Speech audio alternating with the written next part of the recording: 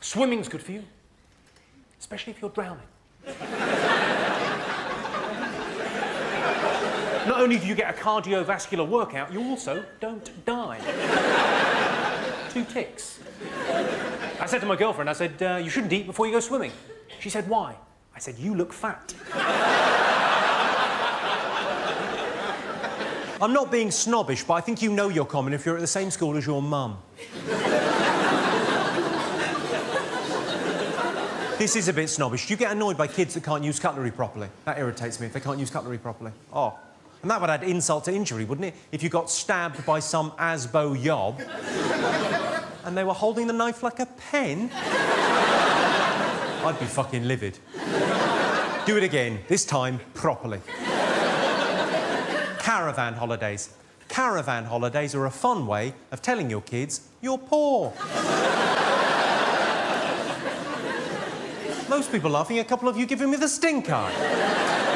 Giving me a look as if to say, it's actually quite a posh caravan. It's a 6th berth and we go to Cornwall, so, or whatever. Just one question for you. On your holidays, do you shit in a cupboard?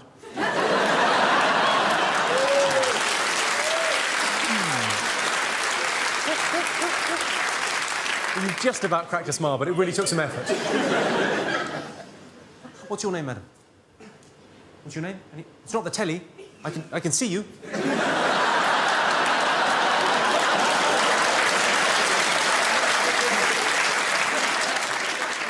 What's your name? Camilla. Camilla. And what do you do, Camilla? I suppose it depends on the guy.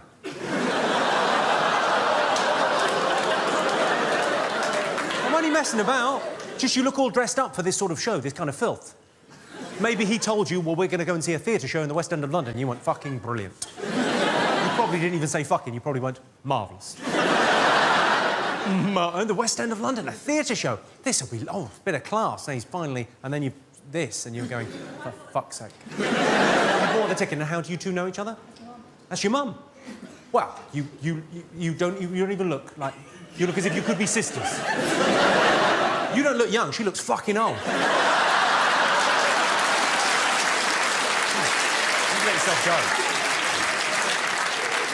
I can't help myself.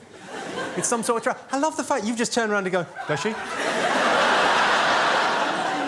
What have you done to yourself there? You've got a little thing on your... I told you. What did you do? He's got a little bandage on his face there. What have you done? I had a growth cut out. You had a growth cut off your face?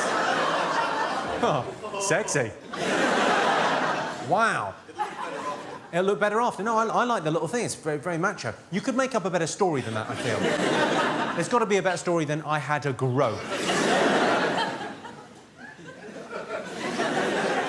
I had a black eye a while back. I had a black eye because I was playing tennis. And I got a tennis ball in the face, so I got a black eye. Obviously, that's a shit story. So what I said to people initially was, you should see the other bloke. Fun for about half an hour. Then I hit upon this. People said, what happened to your eye? I go, you should see my wife.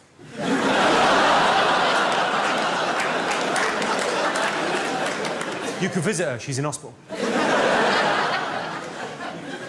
See, it's all class, this, Camilla. Wife beating. Oh. Good. Well, we'll check in with you from time to time, check you're happy. Good. Whenever I'm cooking, I always make sure there are vegetarian options. They can make do, or they can fuck off.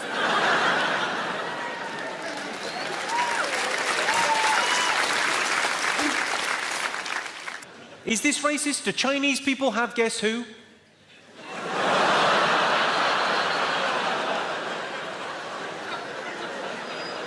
I tried that joke for the first time in a tiny little 50-seater theatre above a pub, and there was a Chinese lady front and centre, and she laughed enough that she sort of bent forward, and it looked like I'd gone, no. It's creepy. Genuinely weird. I like to think of myself as an equal opportunities offender. I like to think I offend everyone and therefore no one, because it's kind of a blanket bombing approach to offence. It's like I'm not picking on any group, and also I'm not really making any points, am I? I'm just trying to make you laugh for a couple of hours. That's my only job in this world. I'm not trying to make any points or change anyone's mind about anything. And the best defence of a joke is always, it's just a joke. I was only joking. Relax, I'm just trying to make you giggle. When you try and say something that's true, earnestly, from the heart, that's when it can fuck up much more spectacularly in your face. I've got a story about this. Do you want to hear it? Yeah. It's a story about PC blowing up in a friend's face. So this mate of mine, it's quite a long story, which is unusual for me, but it's a doozy, you'll enjoy it. This mate of mine runs a comedy club, okay, at a university. He's in his mid-60s now, he's been running it since the early 80s, it's a legendary club. Anyway, runs this thing, he's quite a right-on kind of guy. If there's a petition to sign, he's signing it and forwarding the email to me. If there's a march to go on, he's on the march. Very right-on, political, involved kind of guy. Anyway, he runs this comedy club. This incident happened about 12 years ago. He decided to put on a night of American stand-up comedy. There happened to be 3 American stand-ups in London the same weekend, okay? So he decided, well, instead of just booking one of them, I'll book all 3 of them. We'll make it like a themed evening, like the 4th of July. We'll get hot dogs and Budweiser and what have you. It'll be fun. So everyone comes to the evening. There's like 300 people in the club, and he's all excited about it. The first act goes up on stage. He's a black American stand-up out of New York City, and he does what I would refer to as an Uncle Tom routine. If you're not familiar with the terminology, that means he did a racist routine. All his jokes were based on negative racist stereotypes. He got away with it. He was a very charismatic performer. He was very handsome, but the material was terrible. I mean, it was like, at best, it was white guys drive like this and black guys drive like this. Nonsense, ill-observed nonsense. At worst, it was stuff that would make your skin crawl, okay? He totally got away with it that night. He got a big round of applause at the end of about half an hour set, and he walked back to the green room at the club, and my mate went in after him, and he went up to him, and he said, I want a word. You'll get paid for tonight's gig, there's no problem with that, but you would not be welcome back at my club telling those kind of jokes. I think it's racist, I think it's wrong. I don't think it's okay for you to tell racist jokes just because you're a black guy. I think if anything, you should know better. I think it denigrates the struggle of the African-American people, and you can never say that no one's told you so, because I'm telling you so right now, it's racist and it's wrong. And the comedian went, I agree. When you're right, you're right. But I'm the other black comic, I haven't been on yet. If you eat a lot of spicy food, you can damage your sense of taste. When I was in India last year, I was listening to a lot of Michael Bolton. I'd like to end this evening by talking about heckling. I like a bit of heckling. It's great fun when people have come to see your show and they feel they can join it. It's like everyone's friends. It's great. But when you start out in this business, oh my God, it can be cruel. I've got a friend that was doing a support act. And obviously, if you're doing a support act, people haven't paid to see you, they're paid to see someone else, and you're sort of getting in their way. This friend of mine, he's a very funny boy, he was supporting a very famous comedian in Oxford. And someone from the back of the room, as he was halfway through his act, and he was struggling, fair enough, but he didn't need this. Halfway through his act, someone shouted, "You're ruining our evening." Fucking hell. It happens to me all the time. Happened a couple of weeks ago. A guy sitting where you're sitting there, sir, front and centre, his phone went off. Now, everyone's got a mobile phone. Someone's going to leave it on by mistake. It's not the end of the world. Just switch it off. Not a problem. He took the call. So there's me and 2,000 people going, what the fuck is this guy on? He totally confidently, he went, I'm at a comedy show. And then there was a pause and he went, not really. Not really. I'll leave you with this. It has been a pleasure talking to you, ladies and gentlemen. I'll leave you with this. This is the harshest heckle I've ever had to deal with. I was doing a gig in Edinburgh at Late and Live. It doesn't start till 1 o'clock in the morning, so they're all out of their minds on heroin and shortbread.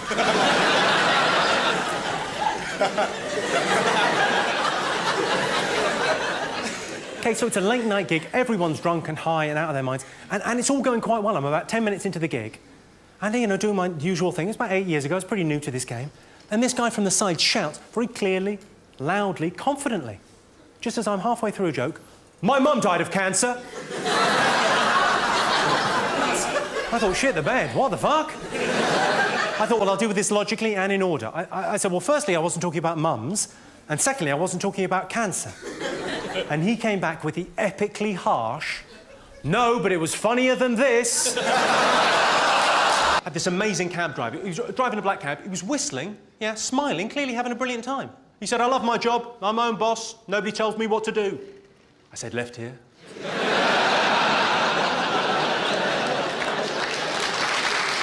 I got into an argument with my girlfriend. She said, "You treat this house like a hotel." I said, "I have never snorted cocaine off a hooker's tits in this house."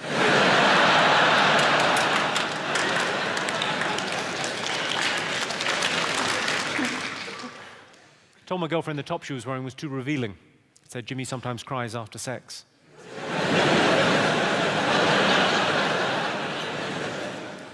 We got into a row. You'll be familiar with this. If you're in a long-term relationship, this is the kind of scenario for a row that I think happens a lot. We got into a fight on the way back from a party. So we went to this amazing party. It's about 2:30 in the morning. We're driving home. So I'm driving. I haven't had anything to drink, stone cold sober, driving. She's had quite a lot to drink. I mean, in terms of units of alcohol, she's had an awful lot to drink. But she's not drunk. And I know she's not drunk. I know she isn't drunk because she told me she wasn't drunk 400 fucking times. You know, like sober people don't. Anyway, the worst thing about this argument, I didn't even say anything. Someone else said something, and she was talking about that, and I just agreed with the fact that the other person said. And it was a fact. It wasn't a point for debate. It was a fact. So I was driving along, right? She's talking a lot. I'm listening a little. Okay, my bad. But she's telling me about the evening in real time. And I was there for most of it, so I don't need to be hearing this. A lot of the stories involve me. Right, so we're driving along, she tells me the story, and she got to the point, she said, this mutual friend of ours, this girl that we both know, she said, that girl said my dress was short. I went, yeah, it is.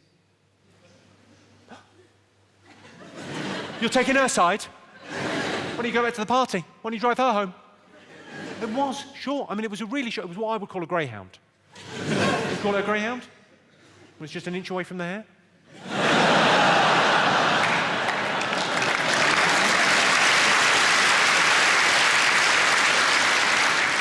Really short skirt. So like, I went, it is short, yeah. She went, oh, you're taking her side?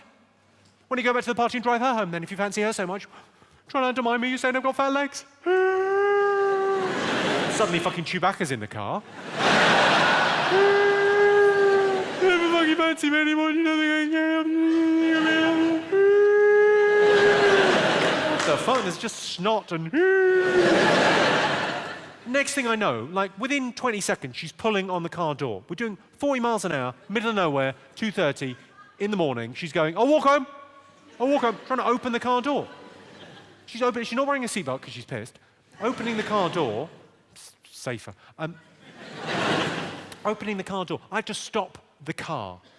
Because it's dangerous, right? So as soon as I stop the car, she fucks off out, immediately. Teetering on heels up the road. No coat, no money, no keys, no idea where she's fucking going. I'll walk home, you don't even fucking care, I'll fucking walk home.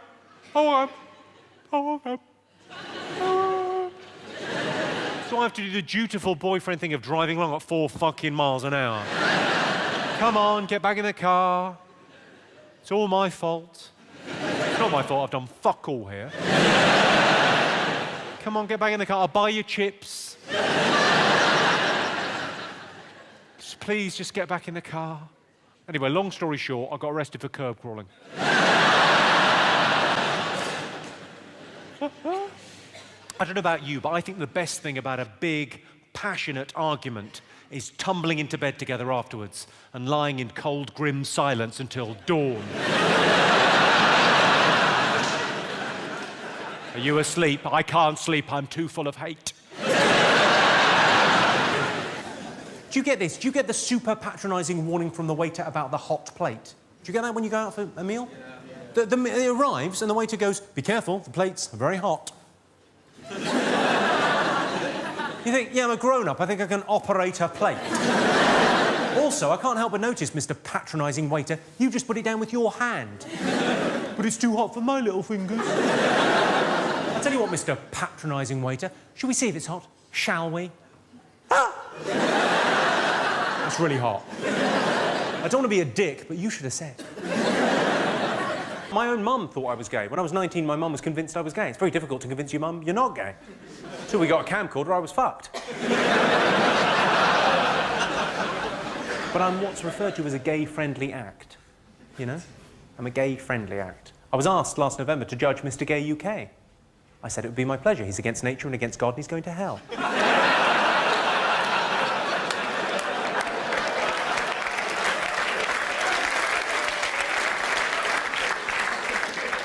I think it's OK to tell that joke because it's almost impossible to offend a homosexual man.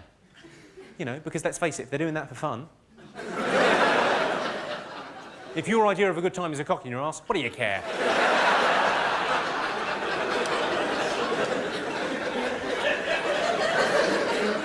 We've all thought about gay sex, though, haven't we? You've thought about gay sex, haven't you, sir? No. You haven't thought about gay sex. You just leapt in there and fucked him. Well, I admire your honesty, sir, and your bravery. I've thought about gay sex. I thought, oh, my cock could get covered in poo.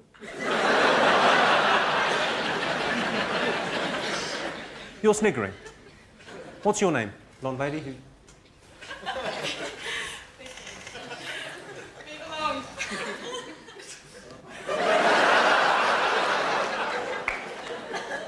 Move along? What are you saying, Vicky? Dance for me, monkey boy? Is he your fella? Well, what do you mean? He's either your fella or he isn't. Is he your fella? Yeah. Sorry, she's saying yes, and you're saying no, and you're just you've gone really red and you look really embarrassed. They're fuck buddies.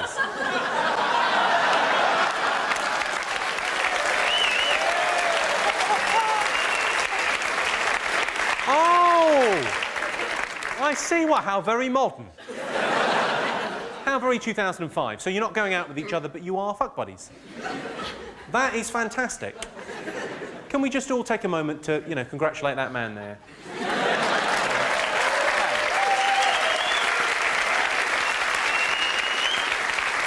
A lot of work has gone into that. A lot of work has gone into that. He's had to buy a Cosmopolitan for a couple of years. Sorry? My parents are going to watch this. And they'll know that you're a dirty little hussy.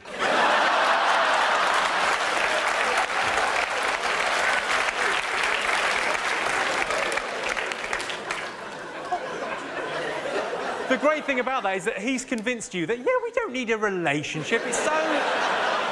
It's so old-fashioned. I should be able to sleep with whoever I want to sleep with. And so should you, as long as it's just me. When I say... There must be something else going on. Yeah, there'll be a lot of jokes. It's not every day I get to talk to a slag. Come on. Now... I don't know where the mark is until I overstep it. That's my... You just did. That is juvenile. Sorry, for those of you that didn't see that, it'll be on the DVD. Available at all good car boots. Vicky's response to that, yeah, she's been called a slag at a show. That's not good in anyone's book, and I apologise for that unreservedly. But did you really need to do that?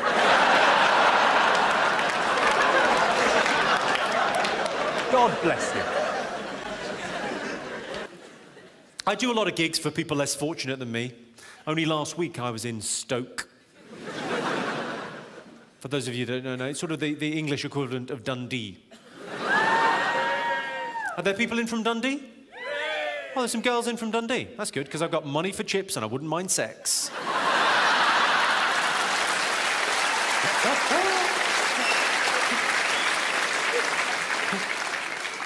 I like the fact the girls from Dundee applauded that. Just yeah, you're going, yeah, fuck, chips, ooh. Should I do my impression of me seducing a girl from Dundee?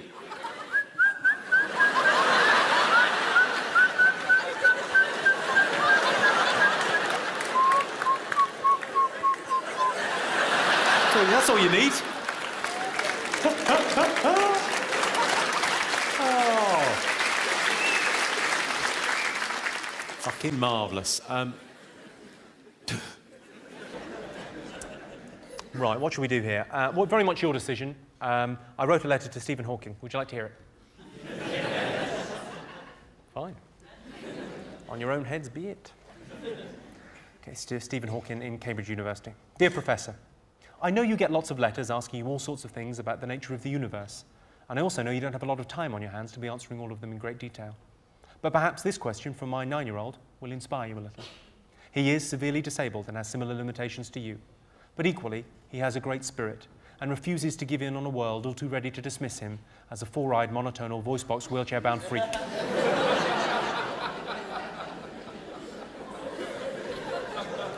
Anyway, what he'd really like to know is, would you like to come over and play?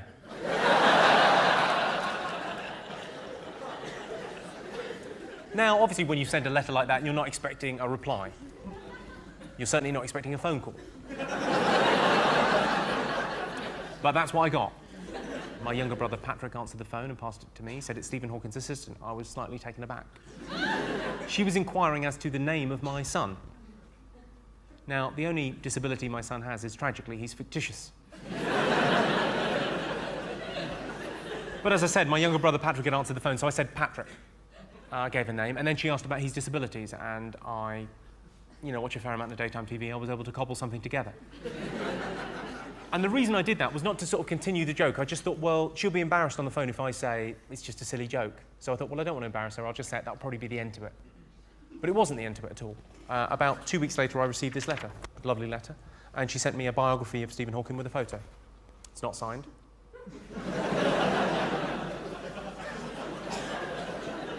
And then about a week after that, I got this letter from Stephen Hawking himself. It's absolutely genuine. I'll read it to you now.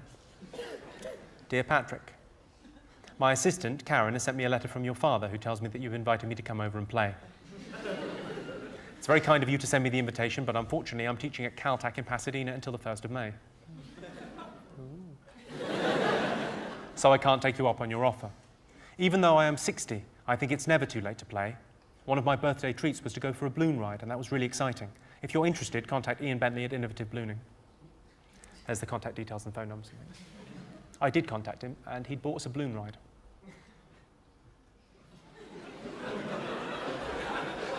I did briefly consider crippling my younger brother to take him up on the offer.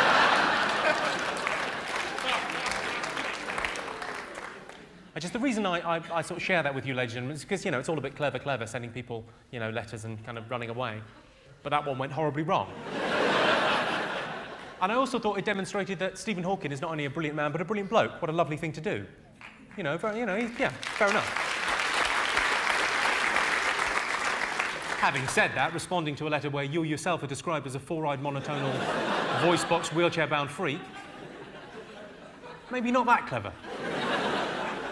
My girlfriend wants a diamond ring, and the only reason I know that is it's pretty much all she fucking talks about. Let's face facts. The only way my girlfriend's getting a diamond ring is if the vajazzler slips.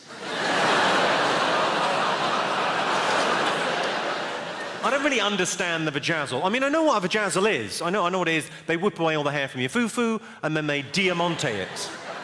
I say they, I imagine you get some Pritt stick and glitter and have a crack yourself. Have a sparkly crack yourself. You're welcome. I just don't know who that's for. I've never met a man who said to me, "Oh, I love vaginas." But I wish they're a bit more zhuzhy.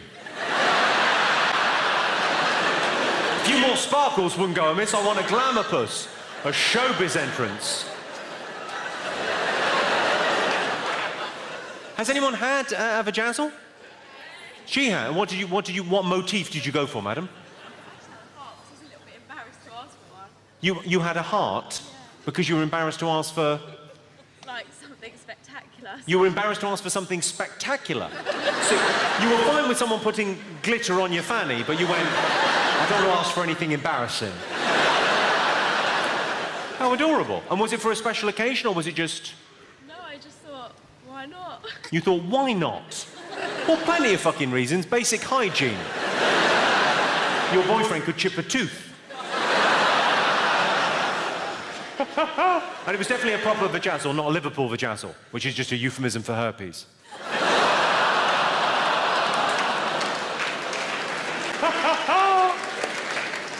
Has anyone else come across a vajazzle? He has. Not hers, I hope. Go on, what did they have? Can't remember. It was my stag do in my... You can't remember? It was your stag do.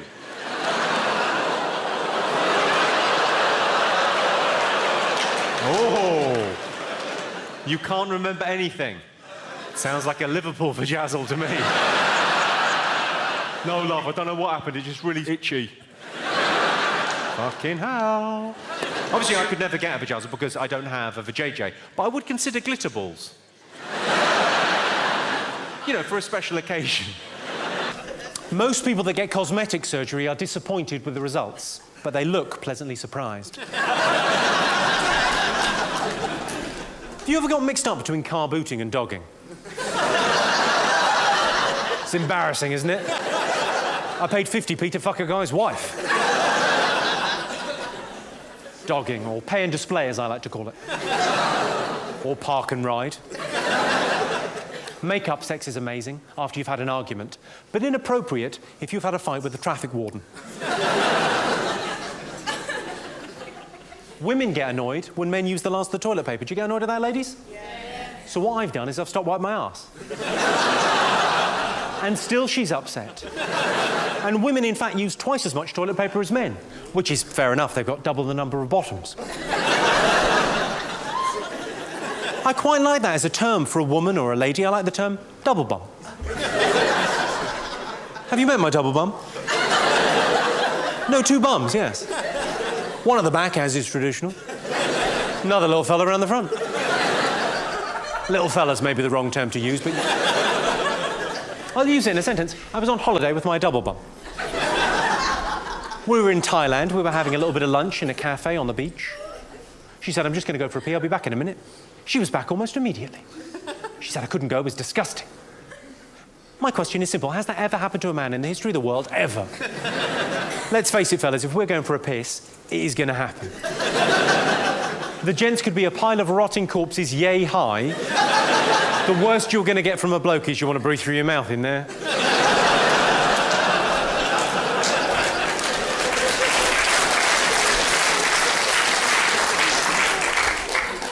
She said a weird thing to me recently. She said she wanted to wear a blindfold during sex.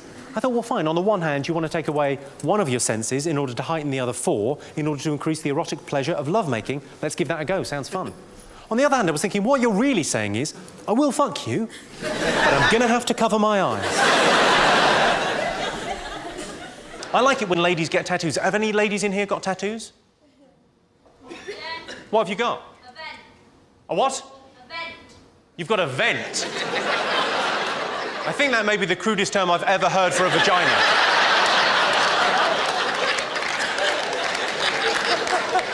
I've got a vent.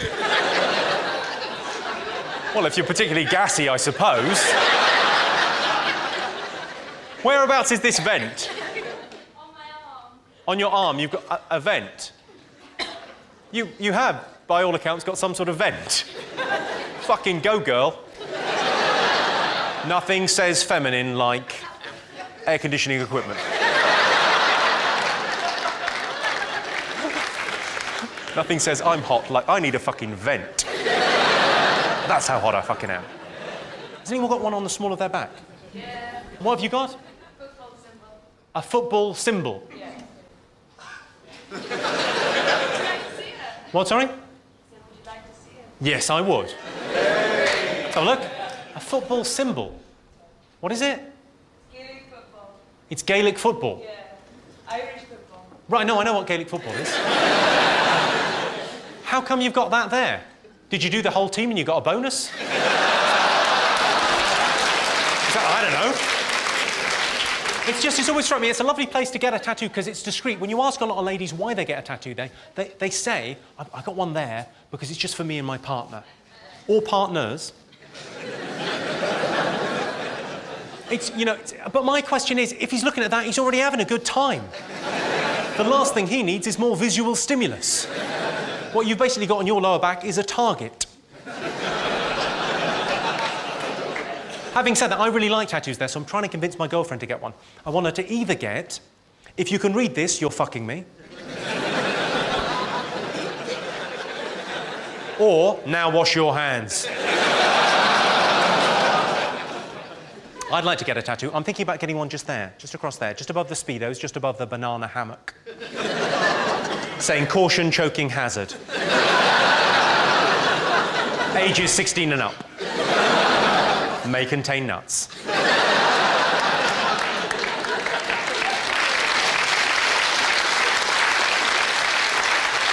Have any of you seen my impressions? Have you seen any of my impressions before?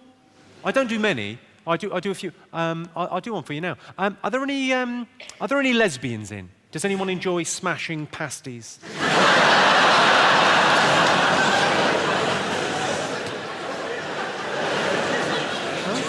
Are there any lesbians? There must be some lesbians, surely. What is there, a pool tournament on? Where are the lesbians? You up there somewhere? Oh, there's some lesbians up there. Are there lesbians over here? Hello, girls. How are you? You all right? Very nice to have you in. The impression that I do, it's more a piece of physical theatre than an impression per se. But it's the... hang on, the cameraman's coming to get the lesbians. It's more a piece of physical theatre than an impression, but it's actually, it's the breakup of a same-sex relationship between two women. And I think it captures the emotional turmoil and the anguish when love breaks down. When you still love that person, but you're no longer in love with that person, and you've got to go your separate ways. Would you like me to perform it for you now? Okay. Just give me a second here.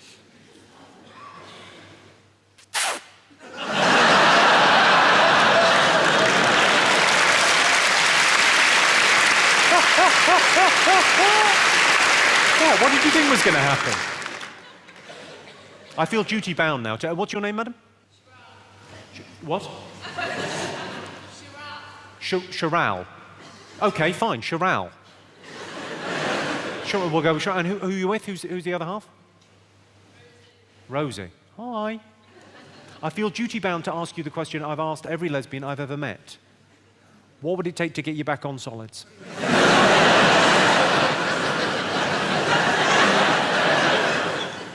Oh, I got a maybe, yes. I'm 2 Bacardi Breezes away. Come on. I saw a thing on the cover of Elle magazine. You're all familiar with Elle magazine for the ladies. It said on the cover, what to buy and how to wear it.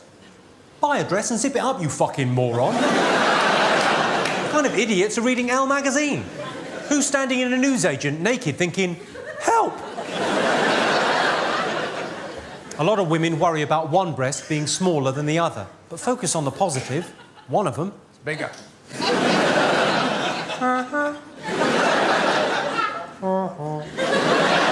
And we call that one our favourite.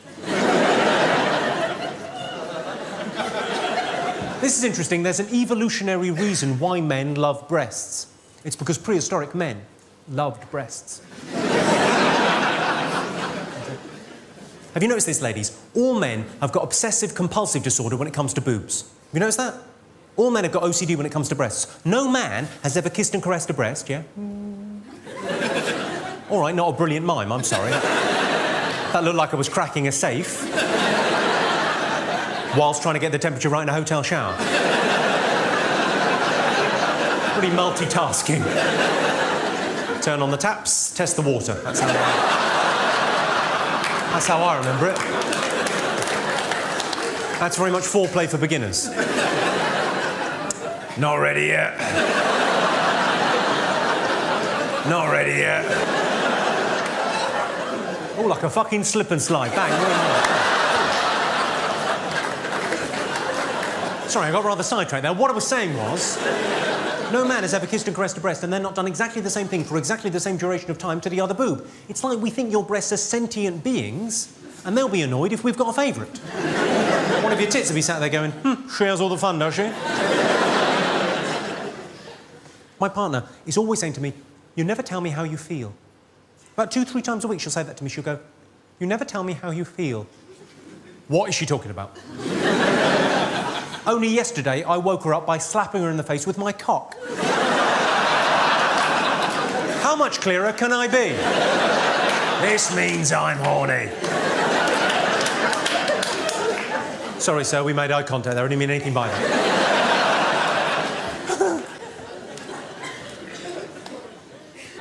Are you all drinking this evening, ladies and gentlemen? You drinking? Yeah, quite a few of you. I like drinking. I prefer being drunk than getting drunk. I'm not very keen on beer and wine, but I like the interesting things you order when you're drunk. The drinks that no one ever orders sober. Aftershock is a prime example. You know that weird pink fluid? No one's ever ordered that. So the designated driver has never walked into a bar and thought, well, I can have one drink, can't I? They've got beer, they've got wine, they've got spirits. No. I'll have a pipette of Aftershock, please. It's the same with the Flaming Zambuca. No one's ever ordered one of those sober. You have? You've ordered a Flaming Zambuca sober? It's your drink. You order flaming Zambucas. The clue as to why you shouldn't order one, madam, is the fact it's on fire. It's the equivalent of walking into a kitchen going, I'm a bit thirsty. There's a glass and a tap, and then spotting out the corner of your eye a gas hob. The only reason I could possibly think of to order a flaming Zambuca when sober is if you meet a girl and she's something just a little bit special. Yeah? Maybe you've been out on 2 or 3 dates, you've established she's beautiful, she's intelligent, she's funny. You think you might be in love with her, you think she might be the one, but she's got a bit of a problem with facial hair on the top lip.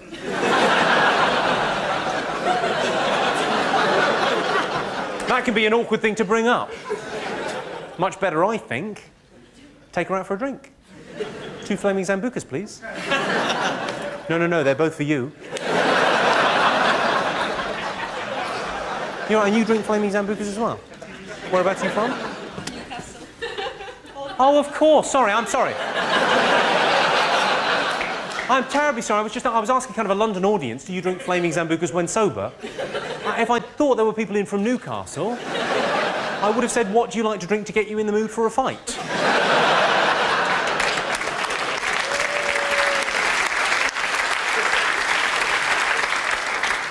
So what, you down here on the Rob, or what are you up to? So we sent you an email saying if you wanted to go out for drinks in Newcastle, we'd show you the better sites. The best sites in Newcastle? I imagine the one where you go... Oh. The best.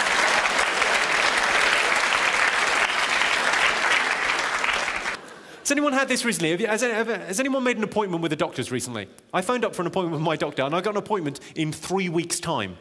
I thought, that's good, I'll either be better or dead. But then they gave me option B. They said, well, you can come down and see the locum doctor. It's not your doctor, it's just our doctor we've got down there. And if it's serious, you can come down and wait. So that's what I did. I went down to the doctor's surgery and I waited for like 4 hours. And eventually I got called into the little treatment room with the doctor. Walked in there.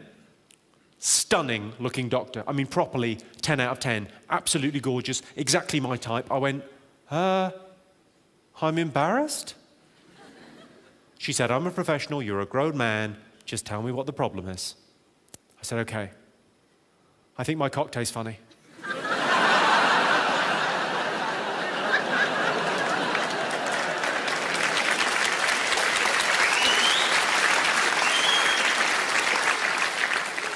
I don't know if you've got a test for that, but I've had an idea. It's weird, the gender stereotype in that joke, isn't it? Like the idea that when I say doctor, most people imagine a man. That's very odd, because we all know there's loads of female doctors, but if you're honest, when I say doctor, do you imagine a man? Yes? It's weird. And when nurse is even worse. If I say nurse, do you imagine a woman? Sounds like a slightly overactive imagination there. Oh, yes. I mean like a proper nurse, not like a stripper in a pub. When I say nurse, do you imagine a woman? Yes? But we all know there's loads of male nurses. Although it's not pronounced male, you don't call them male nurses. It's actually pronounced male nurses.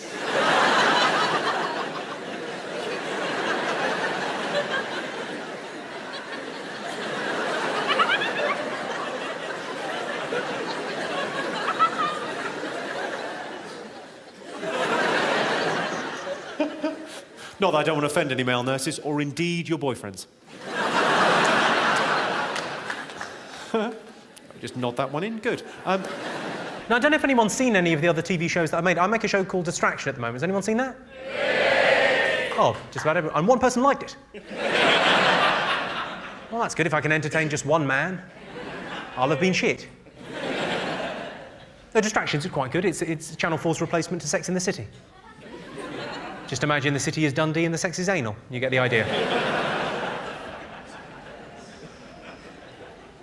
I do another show called Your Face or Mine. Has everyone seen that? Yeah. It's quite good fun, I think. It's a fun show. It's as shallow as a Tinker's Bar. Sorry, no offence, I didn't mean to... But, you know, it's quite a fun show. It's basically about couples. It's about looks in relationships. Who here thinks looks are important in a relationship?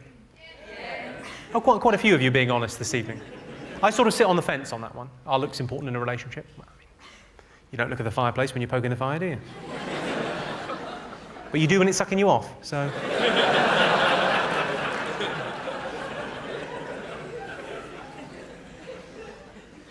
Are you two a couple? you mind me asking how on earth that happened? What were you thinking? You don't know? You do a lot better than that. You're punching way above your weight. Not just a little bit, it's a different league. Well done. Is that money or personality or low self-esteem on her part? Lovely little mix of all three. That's basically the show, Your Face or Mine. That's it, that's all we do. We string that out for half an hour, the magic of television. Although it's quite awkward sometimes because there's quite young couples on the show and, you know, they're 19 or 20 and they're talking about their looks. It can be a bit awkward sometimes. We had an incident on the show where a woman came on with a medical complaint. I'm not sure what the correct medical term is, but she had a wonky face. I'm pretty sure that's not the correct medical term, but... She wasn't an unattractive girl either. She was quite good looking, but one half of her face was a lot lower than the other.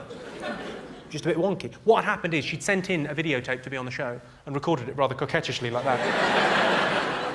And then she turned up and gone like that, and we'd all gone like that. And obviously the producer said, well, this is, you know, it's quite a serious thing. This is a show about looks, and she's got a wonky face. We've got to at least address it for the audience. I thought, what am I going to say? What's with the wonky face, love? I didn't say that. I said, could you tell me about your face? And luckily she played along. She said, yes, there's a story behind this. When I was 11, I had a skiing accident. I was skiing down the side of a hill, and I skied into the side of a chalet. And I broke my leg and my arm and my jawbone and my cheekbone and my eye socket, and I had to be airlifted to hospital. And I said, at least you got to go in a helicopter. Her face fell. Sadly, it didn't even up. That would have been rather miraculous. A friend of mine, quite recently, a couple of months ago, got proper old school flashed. Guy in a Mac at dusk in a park, one of those.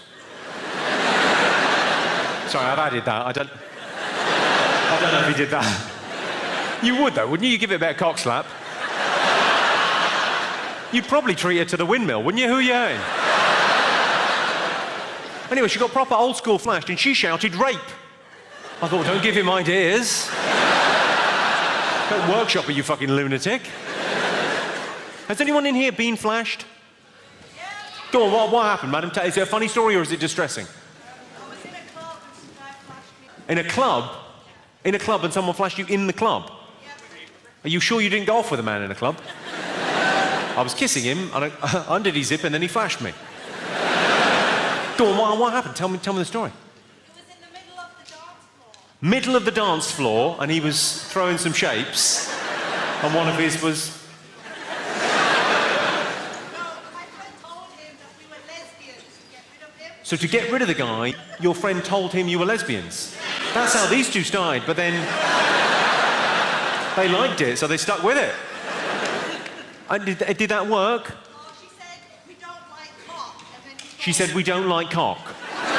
So sorry, so someone got his cock out in the middle of the dance floor in a club, and you went, oh no, sorry, we're lesbians. You could have just told him to fuck off. You're incredibly polite. I'll make up an excuse so he doesn't feel bad. I don't want the flasher to feel rejected. How nice are you?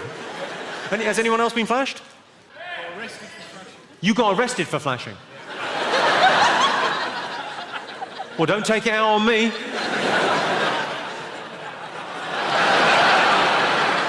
What do you mean you got arrested for flashing? Well, I was going for a piss. You were going for a piss? This sounds like bullshit to me. You were going for a piss. Where were you going for a piss? Set the scene for us. I've never met anyone that's flashed. Go on. It's going for a piss in a primary school. In a car park. Got in a car park, okay. Outside. In a car park outside, you're going for a piss. Caught short. Late at night, fine, okay.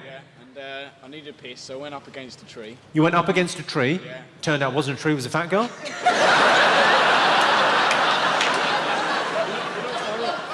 Go on, so you walked up to a tree to take a pee in a car park. This doesn't sound terrible. So far, I'm on this guy's side. Go on. So there was a woman in the trees. There was a woman in the trees. Sounds like you've broken dogging etiquette by pissing on someone. So you went up to take a piss on a tree, and there was a woman in the tree. She was walking, there's a pathway, She was walking, okay. and it was outside a police station. And it was outside a police station. kind of a fucking idiot are you? You went for a piss in the police station car park. Why don't you just turn yourself in? That's a cry for help if ever I heard one. Lock me up before I hurt someone. And what, did she scream? Did she complain? What happened? She went into the police station and they came out and arrested me for indecent exposure. They came out and arrested you for indecent... Is it because you're a bit ginger? Do you think they would have let you off if you hadn't been quite as... I'm sorry about these lights as well. We could well be giving you skin cancer.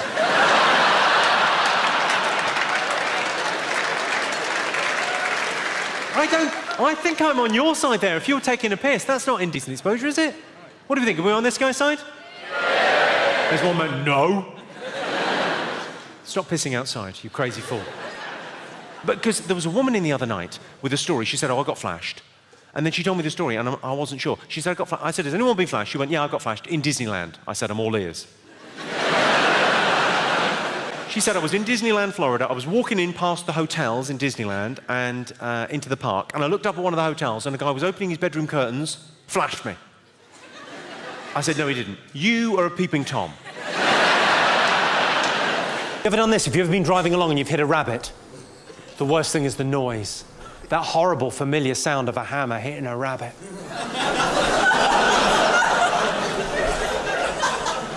97% of all dangerous driving offences are committed by men. You know what that means? It means 3% are committed by bloody women drivers. You know who you are, you're a fucking menace. I don't think speed cameras are fair. Who's with me? Yeah. I can't see how they're fair. If I'm driving home from this gig at 12 midnight, yeah, and there's kids playing in the street, they've got bigger problems than me. Well, not anymore, they haven't, but let's say I'm driving home from this gig, 12 midnight, let's say I'm doing 40 in a 30 zone, I get flashed by one of those cameras. How is it fair that my girlfriend gets 3 points on her licence? That doesn't seem fair to me. She's already got 12 points. She's going to have to go to jail. Have you all seen that incredibly powerful commercial on television where the child morphs back to life, having been run over? Yeah. Incidentally, that's why you're not allowed to leave the scene of an accident. You missed the best bit.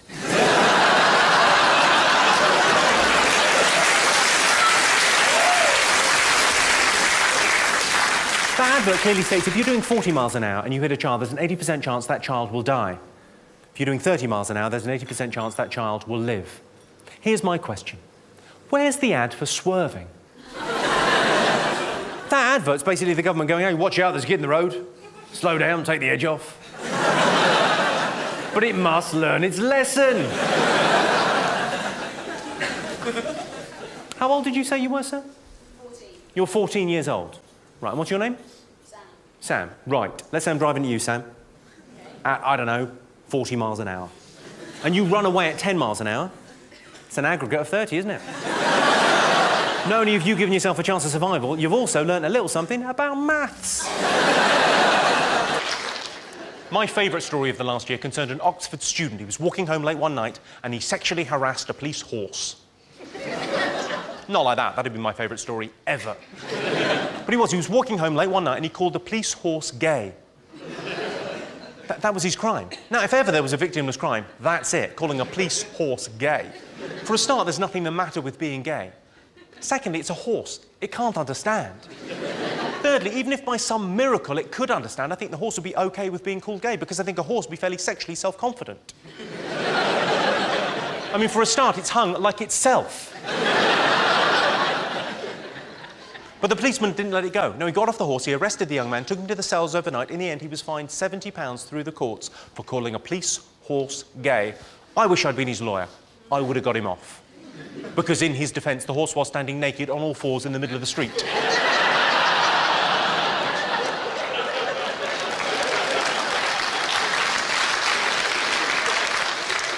With a uniform man on his back. That is quite gay. You're gay, right?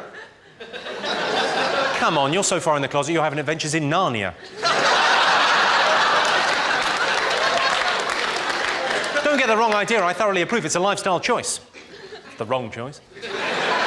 No, but if God didn't approve of homosexuality, you would have sent some sort of plague to wipe them out. Oh, easy. If anyone's offended, can I refer you to my earlier comments where I said I don't believe in God, and then respectfully request you fuck off.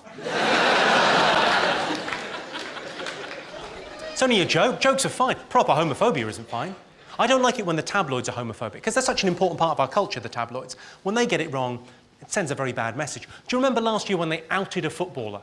Which is a terrible thing to do anyway. They outed this footballer, and in the course of the article, where they outed this guy as a homosexual, they described consensual oral sex between two adults, yeah? Two fellas sucking each other off. They described that as a prank. How demeaning to homosexuals is that? To have that act of lovemaking described as a prank. And it also doesn't work from the other point of view, because I like to think of myself as something of a prankster. But I don't think I've ever said, gotcha!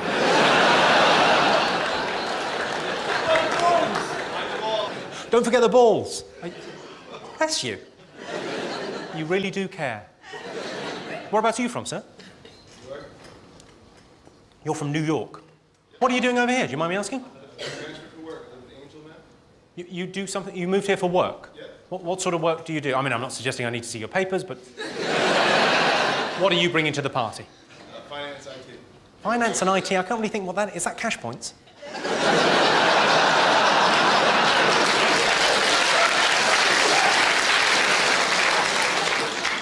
Hang on, you're looking at ATMs. It's our language, you fucking ruined it.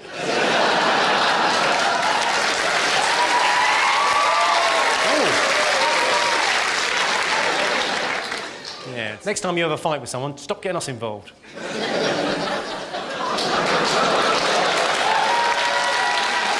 You're getting blamed for everything. Go on, you can... If it weren't for us, we'd be speaking German. Sorry, if it wasn't for you, we'd be speaking German. How little do you know about our language abilities?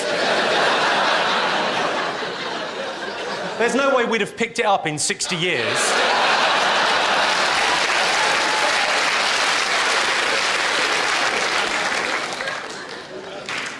It's very difficult to get dirty talk right. Have you noticed this? It's very difficult to get dirty talk right. Like in a long-term relationship, it's fine, because you know where your boundaries are, you know your partner. But on a one-night stand, fraught with danger. I've got a story concerning a friend of mine. He's quite good at pulling. We were all at a party together, and he pulled a girl that none of us knew. Ended up back at her place that night having sex. Well done him, high five. So he told us the story the next day. He said she started it. They were having sex. She said, "Talk dirty to me." Or more accurately, "Talk dirty to me." So from the Rolodex of filth in his head, he came forth with this. And this would be fine for many of the ladies here. Within the confines of the bedroom, within the boudoir, this would be an okay thing to say. With a long-term, loving, trusting partner. On a one-night stand, maybe not. He said, "You love it, you slut." She said, "I'm not a slut." And there was a very awkward moment. Awkward as moments can be when you've just insulted someone you're balls deep in. He apologized profusely, needless to say, and they moved on. I imagine there's a story there, madam. Well, you know how when you've got a phrase you're not meant to say, it's all you can think to say? It's on the tip of your tongue. So like 2 minutes later, right, my friend, he somehow lost track of what he wasn't meant to say, says it again. "You love it, you slut." She said, "I'm not a slut." And he got into an argument with her. He didn't mean to. It was like a reflex. When she said, "I'm not a slut," for the second time, he went, "Well, we have just met." She said, "You don't know me." He said, "Well, that just proves my point." You going to McDonald's? You might go in there later on. You might need a poo. Have you noticed how underneath McDonald's it still says restaurant? Who's that for? Who doesn't know what McDonald's do? And also, restaurant. Is it a restaurant? Really? You guys are a couple, right? How long have you been together? A year and a bit. OK, so long-term relationship, a year and a bit, you've been together. How annoyed would you be, madam, on a scale between 1 and fucking very, if next Valentine's he said to you, "Yeah, I booked a restaurant, yeah." "Yeah, I spoke to the maitre d'. Yeah. Ronald, I think his name was." He was either the maitre d' or a 5-star general, because he had the whole bit, oh yeah. I've organised a table for 2 and he recommends the filet o fish. You'd fucking kill him, wouldn't you? And who doesn't know what McDonald's do at this stage? You'd have to have been living underground for 25 fucking years.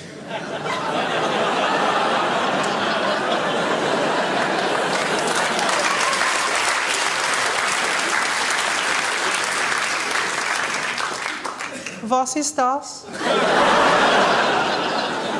Hamburger.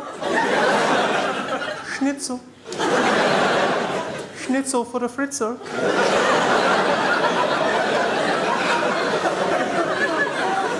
Oh. I got stopped outside of McDonald's. This guy said to me the other day, he said, this cheap food is only made possible by GM farming, cruelty to animals and the exploitation of workers in the third world. I said, all right, hold up. You had me at cheap food. I'm going in, there's no need for the hard sell. All that other stuff is just a bonus. I went on holiday recently, and they told me on holiday, in the hotel, that they had special stuff in the swimming pool that turns the water purple if you pee in the pool. So I didn't pee in the pool. I didn't realise they had stuff for shit. But they clearly did, because they were onto me almost immediately. I told them it was a brown shark. They were having none of it. It's very much like, after talking to you for about an hour, it's like being at a dinner party and realising you're the only one on cocaine. You find yourself thinking, they're not a very chatty bunch. If it wasn't for me, this would be shit.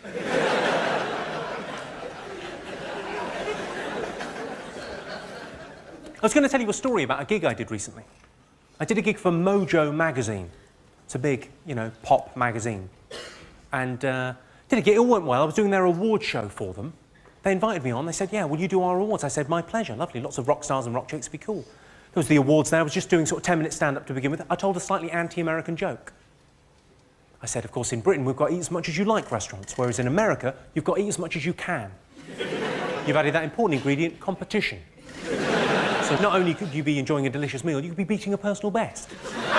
Thus, the necessity for 3 pockets on the back of your jeans, you fat fucks. And a voice from the back of the room shouted, fuck off! I thought, I presume you're American, are you? He said, yes. I said, think of it as friendly fire.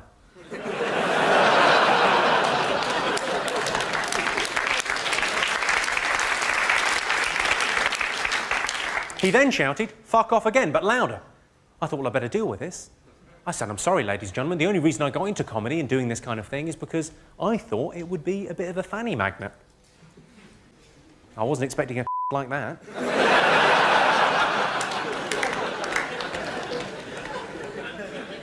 At which point, the editor of Mojo magazine, who was sitting just down here, got up and looked like he was going to come around and pull me off. Not like that. That was funny, well done.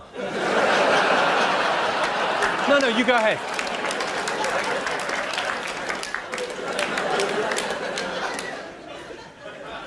I sort of signalled to him to stop. I signalled to him to stop. I said, I'm sorry, sir, it was a cheap shot. It's a bullseye, doesn't matter. And I apologise unreservedly, sir. I did not mean to... Well, I mean, the thing was, the line got a laugh, but then there was an audible, ooh. I thought, well, who have I told to fuck off?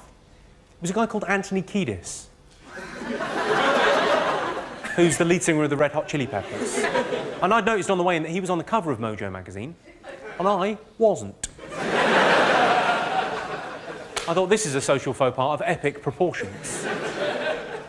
And I thought, well, I better apologise unreservedly. I said, I am sorry. If I've caused any offence, I'm sorry. I did not mean to call you a I'm sure you're not. I'm sure you don't have the depth or the capacity to give pleasure.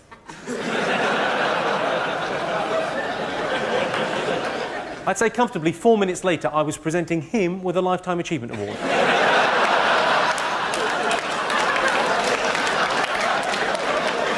I'll never forget what my granddad said to me. I shit in a bag, please kill me.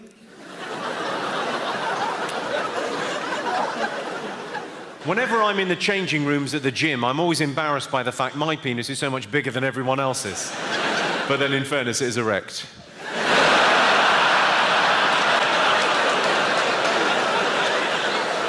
Women usually take care of contraception within a relationship, but some men do, and they're called dads. I'm not sure about abortions being available 3 months into pregnancy. I think they should be available right the way up to GCSEs. I like the phrase performed an abortion. Do you think anyone's ever gone, ta-da? A lot of people are worried that the artificial creation of sperm in laboratories means that men are essentially obsolete now. Women don't need men anymore because they can artificially create sperm in laboratories. What do you think about that, ladies? Yay! Luckily, they keep the artificially created sperm in jam jars. So you still need us to...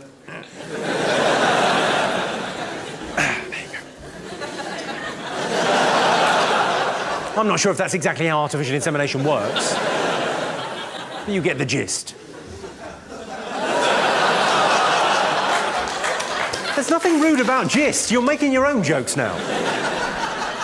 I was in Edinburgh last year. I saw a sign in a window. It said, watch batteries fitted. I thought it was probably not the best show on. There's a sign up in my street saying the priorities of the traffic lights have changed. There's another sign saying, children, please drive carefully. I was driving on the motorway, I saw a sign on the back of a truck, a little sticker, said, how am I driving? I thought, well, if you don't know... I've got a sticker on the back of my car, it says, keep your distance. I just need a little space right now. It's not you, it's me. You've got a question? No, I've got one of those, right? You've got one of those? In the curry house near where I live. Yeah. Try one of our curries, you'll never get better.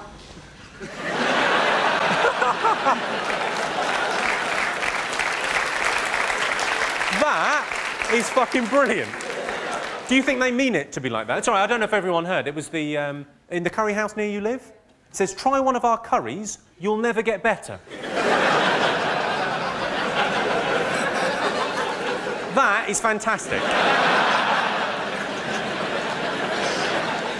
I saw a sign in the park. It said, remove dog nuisance, so I shot a poodle. I was in Australia. I saw a sign. It said, convenience store, 75 miles. No, I'm not even going that way. My favourite road sign of all time, it's a red triangle, and it says underneath falling rocks, and inside there's pictures of falling rocks. What am I meant to do with that information? It may as well just say random accidents ahead. Life's a lottery, be lucky. I was by the seaside recently, and I was thinking about rising sea levels. And this guy next to me was throwing stones into the water. I thought, that's not helping. If anything, you're making matters worse. Well, thanks very much. I always feel slightly guilty at the beginning of a show because you all clapped and whooped. I've done nothing so far. I just walked from over there. It was easy. Anyone could have done it. You could have done it. Maybe not you, but most people could have done it. I always feel quite guilty because you've given so much, I've done so little. What if I'm shit? Don't panic, I'm not. Close to comedy genius. The Guardian. It's a newspaper for teachers, I don't expect you to understand. I am Jimmy Carr, off the telly.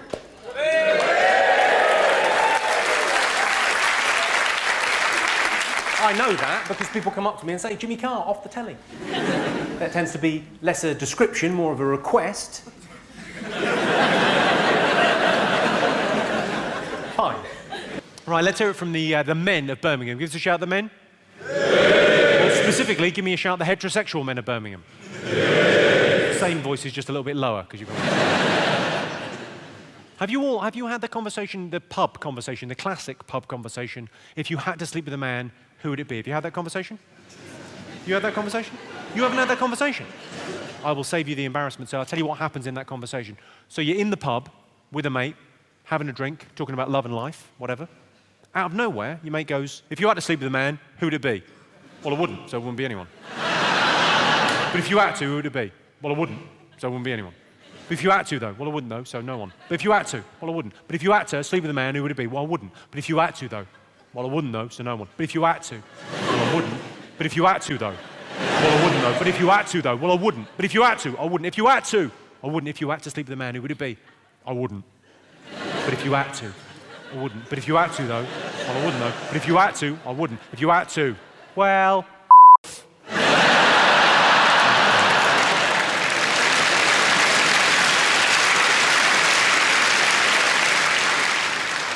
I got accused of being gay the other day. I was on stage doing a gig and I had a pink shirt on and someone accused me of being gay. I went, gay, it's a gay shirt, pink shirt, gay. I can't think of a more masculine colour for a shirt than a pink shirt, because a pink shirt shows the world you don't know how to put a wash on. What could be more masculine? I once went out with a girl who was so fat, it felt like I was two-timing her. I'm joking, I didn't go out with her. The big problem they talk about these days is childhood obesity. They talk about that all the time, childhood obesity. And they say these kids are greedy. They're not greedy. They've just got slow metabolisms and very fast, cheap-eating hands. There are 1 million obese children in Britain today. Do you realise if they all jumped up and down at the same time, they might lose a little bit of fucking weight? Breastfeeding in public, does that annoy anyone else? Annoys me. The baby's head gets in the way. You can't see a fucking thing, can you?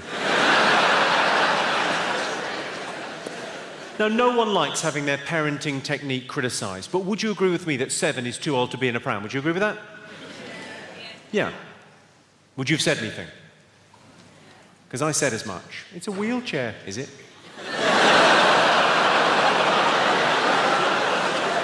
Who's got kids? Give us a shout.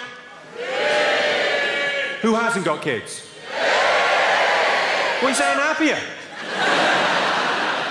Which is weird, because we're not trying to get anyone to join our gang. People with kids never stop going on about it, especially when you're my age. People with kids, join us. Join us. We're so happy. You don't look happy, you look tired. Join us. Who's going to take care of you when you're old? Medical professionals. I've got to go now. I've got to have 12 hours sleep. Not even tired. Of course, the pill revolutionised the way that women control their bodies. Before its invention, our poor nanas had to take it up the wrong one. Or face falling down the stairs. In a hot bath, drunk on gin with a coat hanger chaser.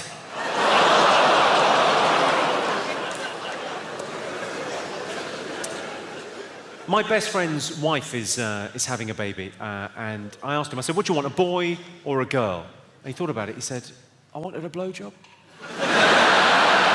Environmentalists tell us that every day an area the size of Wales is destroyed. Why is it never Wales? So are there Welsh people in this evening? You're from Wales? Well, don't worry. Do you know what the most common crime is in Wales? No. Hang on, I've got to ask someone about her foo-foo. It's a long time for a pee, you all right? You're fine? You sure? Is that better? Bless you. Sorry, I was just talking to your friend about being from Wales. Do you know what the most common crime is in Wales? Have a guess. What guess? Sheep shagging? Well, that's rather insulting, isn't it? And to add insult to injury, you're wrong. It's not sheep shagging. It's actually ram raiding. The second most common crime is having sex with a minor. If anyone's offended, just look for the other meaning. You'll be fine. Now listen, this isn't what the show is about at all, but I was briefly going to tell you about a thing that I'm doing at the moment. Means a lot to me, and I was just going to take a moment of your time. I've started a little charity, just a little thing of my own, and it's going great, but I didn't want to put anything up on big screens or put any leaflets out or anything in the programme. I was just going to briefly tell you what the charity that I've set up does, and then if you want to get involved, you could just Google it. But it's not really what the evening's about. The evening's just about having a laugh, but I thought I might just... Sorry, I'm wittering on now. But you could just look it up and Google it if you want to get... You know, I'm just saying, you know, because you could be proactive rather than me sort of forcing it down, because people get bored of that. OK, what we do is we send obese children to the rainforest. I don't mind you tittering because we're already seeing fabulous results. And if you want to be part of that, it's feedthetigers.com.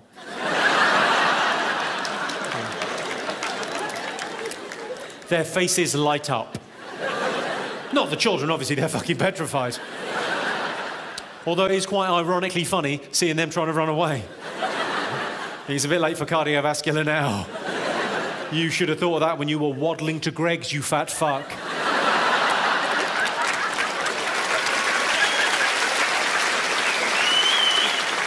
Let's try and lighten the mood, shall we? Let's lighten the mood a little bit. When I read about that Austrian fella,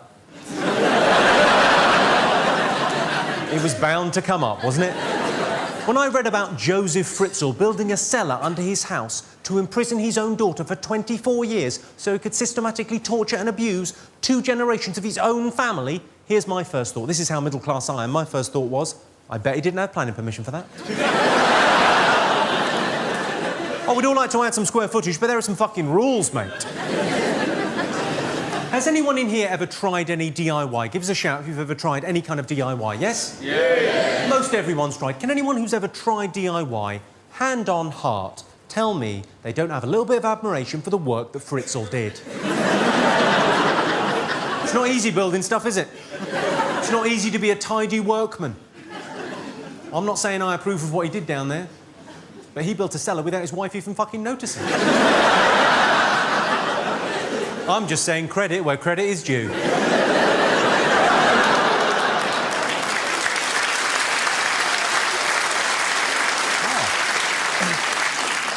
A round of applause for a Fritzl joke. You may be my kind of town. He was described in the Daily Express newspaper as the most evil man in Austrian history. Not even close. Hitler.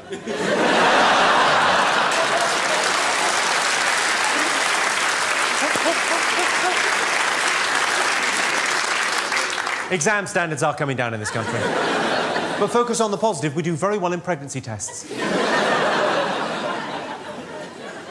Right, let's try some rude stuff, see how we get along.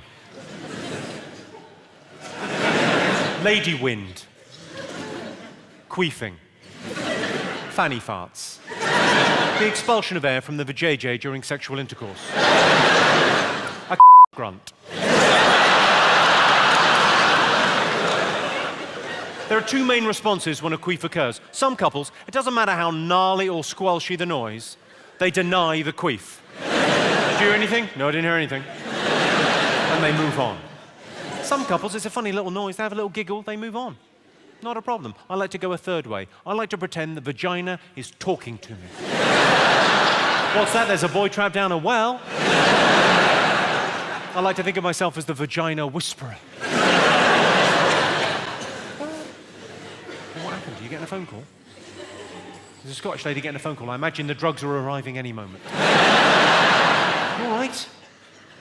You switched it off and it rang anyway?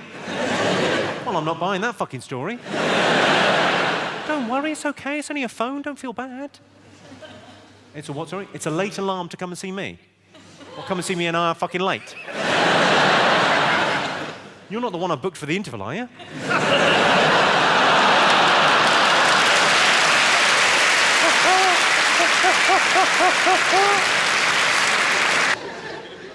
Do you think strippers get home after a hard day undressing and think, oh, more work?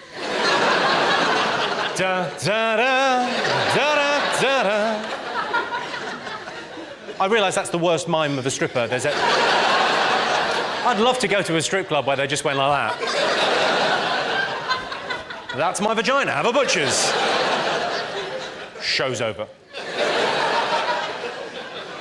I've discovered, incidentally, the worst thing you can say when a stripper is performing. I was at my friend Toby's stag do, and we booked a stripper, but she fell through on the day because she was unwell. So the agency sent us a replacement. Anyway, there's 20 of us in the basement of a restaurant in West London watching this girl do some fairly grisly things, which I will come to later. And Lee turned to Harvey, and he whispered, and I don't know where he learnt to whisper, I'm guessing in a fucking helicopter. Because we all heard. He went, yeah, I heard the fit one let us down. It echoed round the room. That's how big her vagina was. She was doing some fairly horrible things. She was doing a thing with a bottle. I was disgusted. Red wine with fish?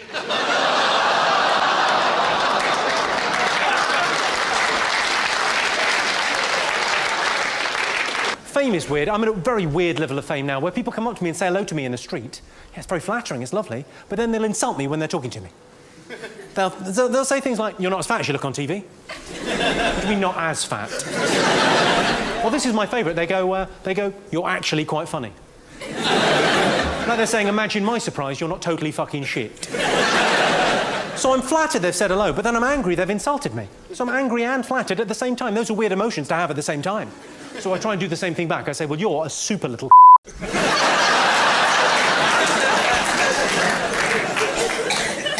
I keep on getting mistaken for Alan Carr.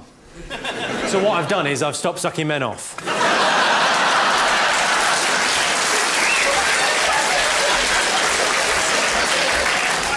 That was my hand symbol for no more cock. I don't quite know what that round of applause was for. Was that you thinking that's a very funny joke, or homosexuality is just about willpower? I like getting a blowjob off the missus. I don't know if you get this. I don't know if you get a blowjob off my missus, but the thing I like about oral sex with my partner, I think the thing most men enjoy about oral sex with my partner is not anything sexual, ladies. It's the peace and quiet. Ladies, if you've ever been going down on a guy and he's gone, that's not your technique. That's not the sound of his sexual ecstasy. That is the sound of a man not being asked a question.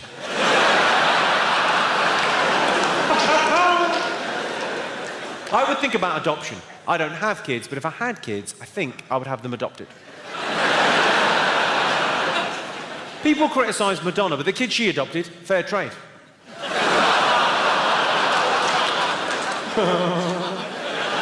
Have we got any dads in? Give a shout all the dads. Did you cry at the birth of your first child? Oh, very few of you admitting it. A lot of guys are embarrassed by the fact they cried at the birth of their first child. I think it's because they don't quite know why they cried. There's different theories. Some people think it's the biological bond with the child that you meet for the first time. But that can't be it. You're only meeting it for the first time. It's not like the mother that's been carrying inside her. That's more of a biological thing. With the guy, no. Some people think men cry at the birth of their first child because of the gift that's been bestowed on them by the woman in their life. That would make them tear up? No. I think the real reason most men cry at the birth of their first child is because they see what the little shit's done to the missus. Oh, no. Now she's got a vaginus.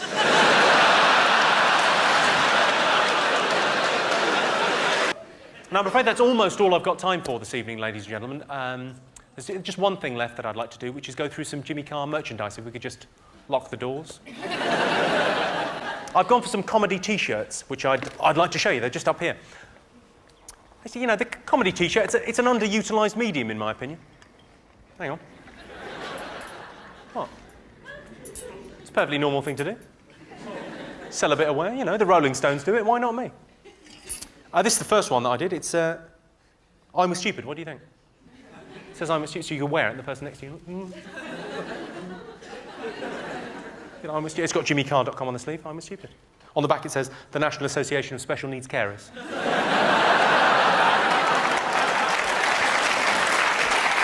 Who thought that was it? It says, my girlfriend went on a UN-sponsored trip to investigate child labour in the Far East. And all I got was this lousy T-shirt.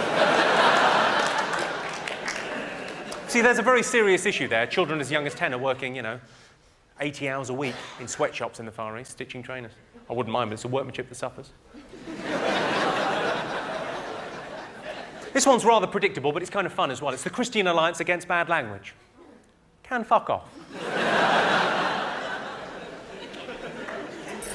Got another religious one now, but for a reason. This is the best-selling T-shirt ever in the world. Jesus loves you. It's the most popular T-shirt ever. Jesus loves you. He's not in love with you. I was going to go for... He's not fussy about looks. I thought no. Incidentally, if we're all God's children, what's so special about Jesus?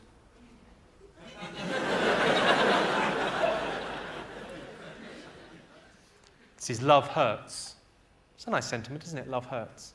Sort of shows a sensitive side. Love hurts. Try a lubricated finger.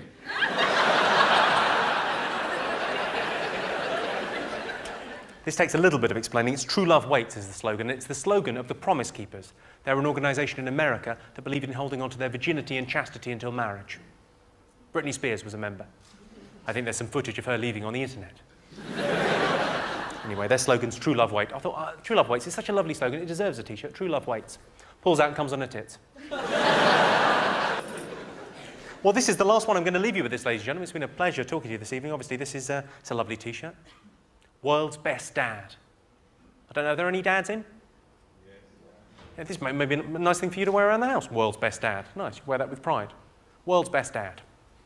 I fucked your mum. Has anyone got any other questions this evening? Anything else you'd like to know? Why do I get my suit? I get all my clothes from High and Mighty. It's not to do with my size or shape, it's my attitude.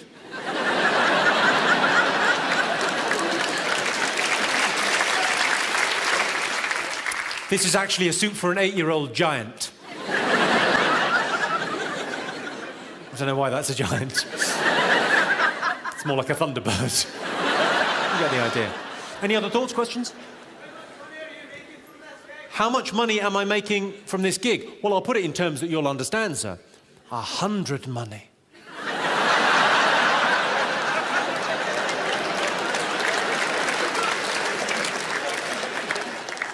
Go on, sorry, what was your question? Did you lose your virginity? What age did I lose my virginity? It was the 20th century. No, I lost my virginity. I was 26 when I lost my virginity. Now, I realise there'll be grandmothers in Glasgow thinking, well, that can't be right. Did he not have a sister? No, I was 26, but I'll tell you why I was 26. Because I was Christian growing up. I had an imaginary friend that I used to talk to. I know it sounds mental now, but I did. So that was part of it, but partly I wanted it to be special. Well, not special, but consensual. And then I got to 26 and I thought, fuck it. How much is a train ticket to Dundee?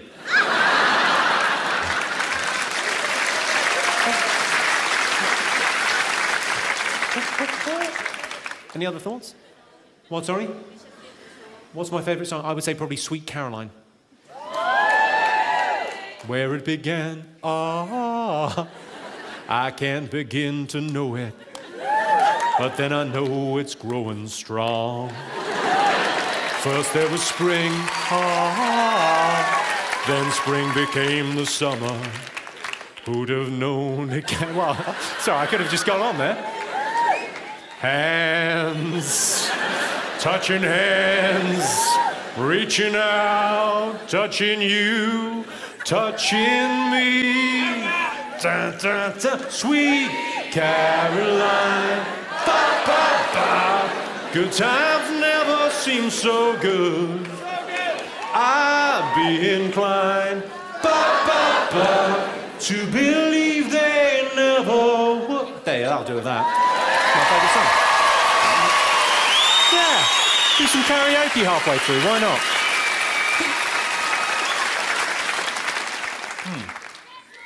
I like that, and I also like Baby Got Back by Sir Mix-a-Lot. I like big butts and I cannot lie. You other brothers can't deny. I've got a cautionary tale for the men in the room. This concerns, you know, the kind of ability that men have got to say something immediately. They don't think about it, just walk straight out. Or didn't know I'd said it. They kind of think it and then talk it exactly the same time. This happened to two friends of mine, Dave and Susan. They've been going out for years and years and years, 10 years, since college. Susan went home for the weekend to see her parents. They had Sunday lunch together, they got a little bit tipsy over lunch. Nothing the matter with that, you would think. Lovely. All the way up to Hull to see them. Got drunk over Sunday lunch. Somehow the topic of wife swapping came up. And her parents, for a joke, said, oh, we were terrible for that back in the 70s. Oh, keys in a bowl at a party. Oh, terrible. Oh, always doing it. We don't know who your real dad is. They said that to their daughter. Now, she was fine at the time because she was drunk at a lunch. But then on the train ride home, she starts to feel a bit grimy and horrible and, oh. And eventually she works herself up into a real state. She thinks, well, maybe it was a joke on me. Maybe they were joking, but I was the butt of the joke. Maybe they did do that in the 70s. Maybe he's not my real dad. Oh, God. Oh, God. She got into Dave, and of course what Dave should have done is taken her in his strong, loving arms. Hey, it's just a silly joke. I'll pop the kettle on. I'll make you a cup of tea. I'll run you a bath. Shh, shh, shh, shh, shh.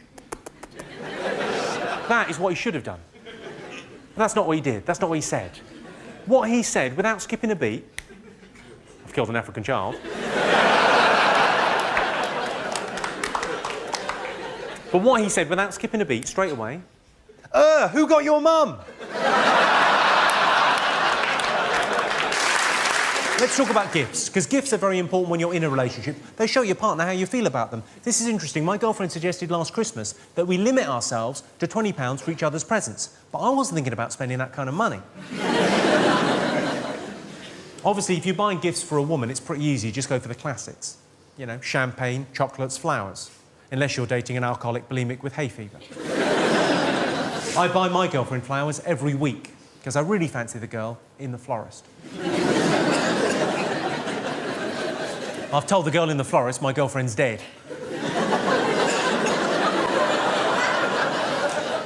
I thought it was a good idea at the time. It slightly backfired. You try explaining to your other half why you got her a wreath 4 weeks in a row. Obviously, different flowers express different emotions. So, for example, red flowers say passion. Yellow flowers say love. And self-raising flower says, make me a cake. My girlfriend said recently, she said, we need some romance in our lives. So I took the hint, I booked a hotel, flowers, chocolate, champagne, petals on the bed, the full bit, ended up having incredible sex. Of course, it turned out she wanted me to take her. What's the fucking point of that? I live with her. She'll be there when I get back. Put the kettle on, love, and fucking knackered. I'm not saying I feel cheated, but when we got together, she said to me, I'm very liberal about sex. I don't care what people do, as long as they're consenting adults and no one gets hurt. There's always a catch, isn't there? No one gets hurt. Consenting. Adults. Basically no fun. Right, some sex tips. Let's try and be grown up about this, yeah? Gentlemen, if you're having sex with a new partner for the first time, never take a run-up. I know what you like, you want to make a good first impression, but you don't want to actually leave a dent. A lot of women don't like it if you leave your socks on during sex, but I always leave one on because I don't want to get her pregnant. Some women don't like to have the lights on, but it can't be helped in my case because they come on automatically when I open the car door. And then they stay on for 20 seconds, so it is over. This isn't advice, this is more of a reminder, and it's a reminder to men in long-term relationships, because standards can slide as a relationship goes on. Just a reminder for the men in long-term relationships, it is never acceptable, yeah, to answer the phone when lovemaking. Even if you hilariously pick up by saying, I can't talk now, I'm going into a tunnel. Apparently, one of the biggest fears is the unknown, like, I don't know. Apparently, taking the dog for a walk is a good way to find a woman. But what if you want to find a woman who's still alive? Did you read this? Did you read about this American man that's suing his ex-wife to get back the kidney he donated to her while they were married? That is taking the piss. My father always used to say to me, there's no such word as can't. I said, no, I called you a People claim to be into recycling, but you should see their faces when you rinse out a condom. I do a bit of baking. Does anyone else bake cookies and cakes and things? I do a bit of baking. My specialty is a brownie with nuts, which I call a scout.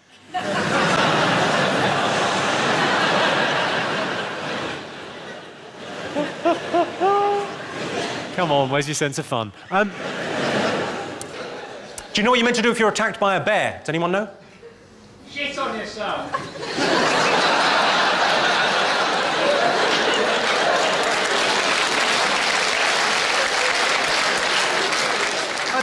I have a feeling that might be quite involuntary. That sounds like advice given by a forest ranger trying to kind of go, well, no, that's the procedure. I saw the bear coming at me, I thought, Suppose you could try and piss on it. Although I think if you whipped it out in front of a bear, it would think, oh, an hors d'oeuvre. Any other suggestions as to what to do if you're attacked by a bear? Make yourself big. Make yourself big. Yes, make yourself big. Go and grab something to eat. Work out a little. Maybe buy one of those puffer jackets. Get back to the bear as soon as you possibly can. Do you mean go like that? You're like an advert for natural selection. There's a bear coming at us, don't worry, I'll handle this.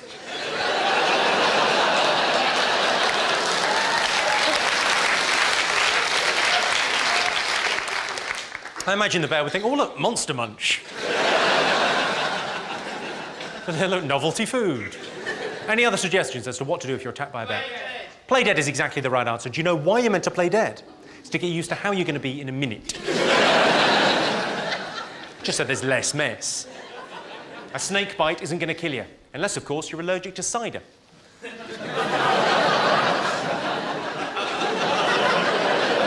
Well, that's a joke for the goths. Think about it, they're the ones that need cheering up. Should we talk about Gillian McKeith, the woman from You Are What You Eat, begging the question, what did you eat, the witch from Rent-A-Ghost?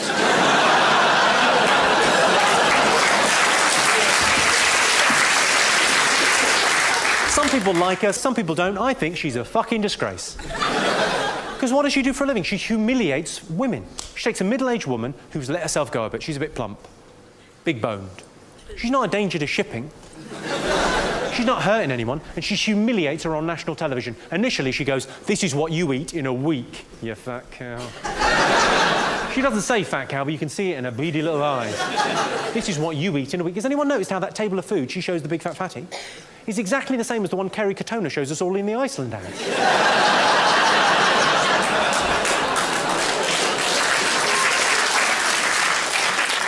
And then, the piece de resistance. Shit into this. What? Like it's the most natural thing in the world. She goes, shit into this. Then she's got the audacity, the brass neck of the woman, to go, your poo's a bit smelly. It's made of shit, Gillian. I think I may have solved this riddle. The reason that is a little bit reeky is it just fell out of her ass. It's still warm, you fucking maniac. I do talk about sex a lot in my show. I talk about sex all the time on stage. And a friend called me on it recently. Came to see the gig, and he went, you talk about sex all the time. Are you obsessed? I said, well, I'm not obsessed. But sex is the great universal topic for comedy. It's still quite taboo to talk about it openly in public. Everyone's interested, everyone cranes forward, and there's a lot of tension around sex. And where you find that kind of tension, that's also a great place to find laughter. So sex is a great topic for comedy. But it's difficult to stand in front of you good people and talk about sex without sounding crude. So to try and mitigate that, to try and alleviate that, this evening, if I refer to a vagina at any point, I'll be calling it a twinkle cave. As in, so there I was, licking out a twinkle cave, while she deep-throated my tummy banana. It's nice to be nice, isn't it? I saw a woman wearing a top, it said super dry on the front.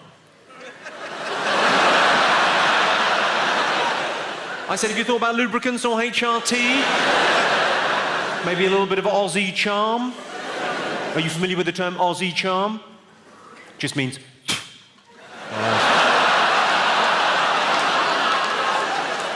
Australian charm, you're welcome. Very pleasing look from the ladies of London, as if to say, well, I didn't know that had a name, but yes, that does happen. I don't know if anyone's got this. There are lots of couples in this evening. How many couples do we have? Quite a few. By show of hands. How many do we have by shouting out? Hundreds. Brilliant. I'm wondering, does anyone have this arrangement in their relationship? It's becoming ever more common now for couples to have an arrangement whereby they're totally faithful to each other, but they've got a clause whereby if one of them was to meet a certain celebrity, they would be allowed to stray.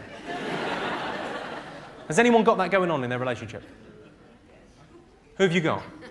You. Right.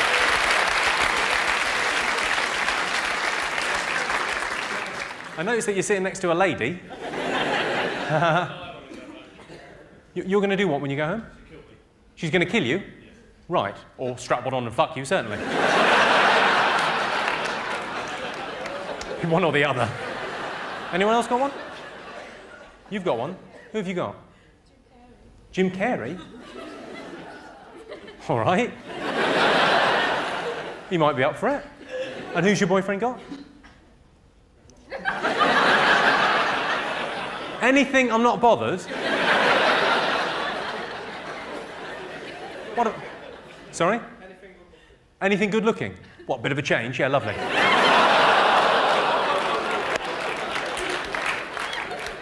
You can't say that. The reason I mention it is because I've got an arrangement with my girlfriend whereby if I ever get the opportunity to sleep with Kylie Minogue, she can fuck off. Are you all aware of what snowballing is, the sexual practice snowballing? Yeah. One bloke down. Who was that down there? Quite proud of that, well done. Everyone else, none the while. Okay, well, I'll explain. It says something about you. Snowballing is a sexual practice where, having administered oral sex, your partner doesn't spit or swallow so much as return to sender via a kiss. Oh, you're looking shocked and appalled as I explain that to you. Let me assure you, I found out the hard way. And it does raise an interesting moral dilemma. Should you spit or swallow? Well, if you really love yourself.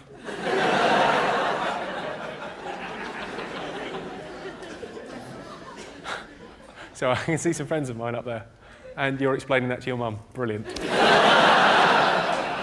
Oh, what a brilliant day out that will be. What a lovely drive home. So this snowballing thing. Marvellous. Gentlemen, if you're in a long-term relationship, you'll be familiar with this conversation. It's the conversation that happens 5 minutes after you think you've gone to sleep. You know the one I mean?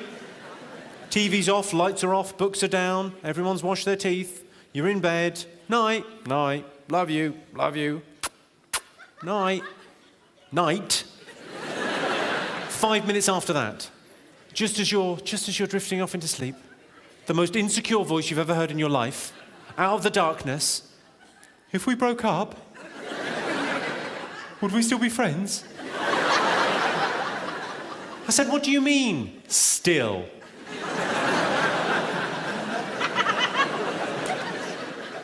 I bought my girlfriend some lingerie. It was her birthday, and she'd hinted at the stuff she wanted. So I went to, I think it was Agent Provocateur, for these fancy kind of set of pants and bra and stuff. Well, quite right. So she was quite impressed. She opened it up on her birthday morning. She was really kind of into it, and she went, oh, these are beautiful, darling. But they're not my size. I said, don't worry, I've had a chat with a woman in the shop, and she says, you can have an operation.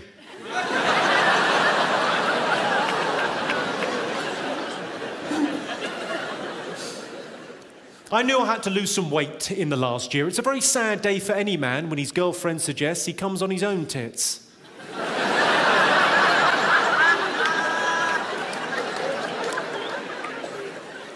You ever done that? Have you ever mixed up a fat person and a pregnant person? It's embarrassing, isn't it? Especially if it's a fella. I had a fat girl come up to me recently after a gig. Well, I say a fat girl. She was either fat or 18 months pregnant. She was big. Bubbly, you might say. Not with an effervescent personality that filled a room, no, shaped like a bubble. She was a comfort eater. I don't mean she was eating for emotional comfort, she was eating till she was comfortable to sit on. She wasn't a size zero, she was a shape zero. Anyway, she came up to me after that. Well, she pretty much surrounded me. And she said, you're not meant to use the term fat. I said, you're not meant to eat cake for breakfast. You're not meant to deep fry Mars bars. And gravy isn't an energy drink.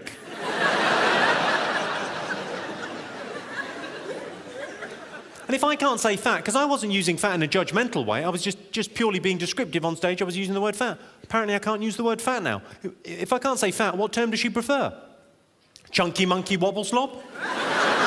Fatty boom batty? Or blubbernaut?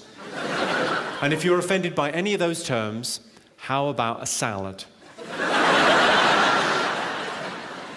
I tell you what, I'm a bit, not distressed at, but a little bit upset. The term real woman. I used to really like the term real woman. It meant a voluptuous, fuller-figured, curvy, beautiful, buxom, plump lady. You would say she's a real woman. Doesn't mean that anymore, does it? Real woman is now a euphemism for chunky monkey wobble slob. You say she's a real woman when you mean she's a really fat woman. She's dangerously close to being two women. Have you ever fucked a girl so fat you think it might count as a threesome? And I tell you when you know you're with a fat lass, when you find yourself in the throes of passion thinking, is that boob or arm? I'll give it a lick just to be sure.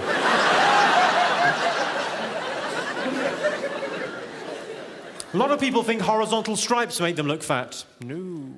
What makes you look fat is being fat. The only horizontal stripes making you look fat are the ones in Viennetta, lasagna and sponge cake.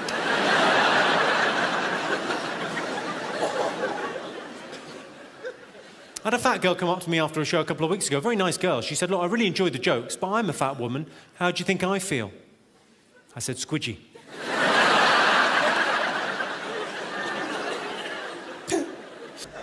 Is anyone married in? Who's married? Yeah? Well, what's the longest someone's been married? 2 days. 2 days? Who's been married for 2 days? You got married on? Friday. On Friday? Well, congratulations. Well done, you.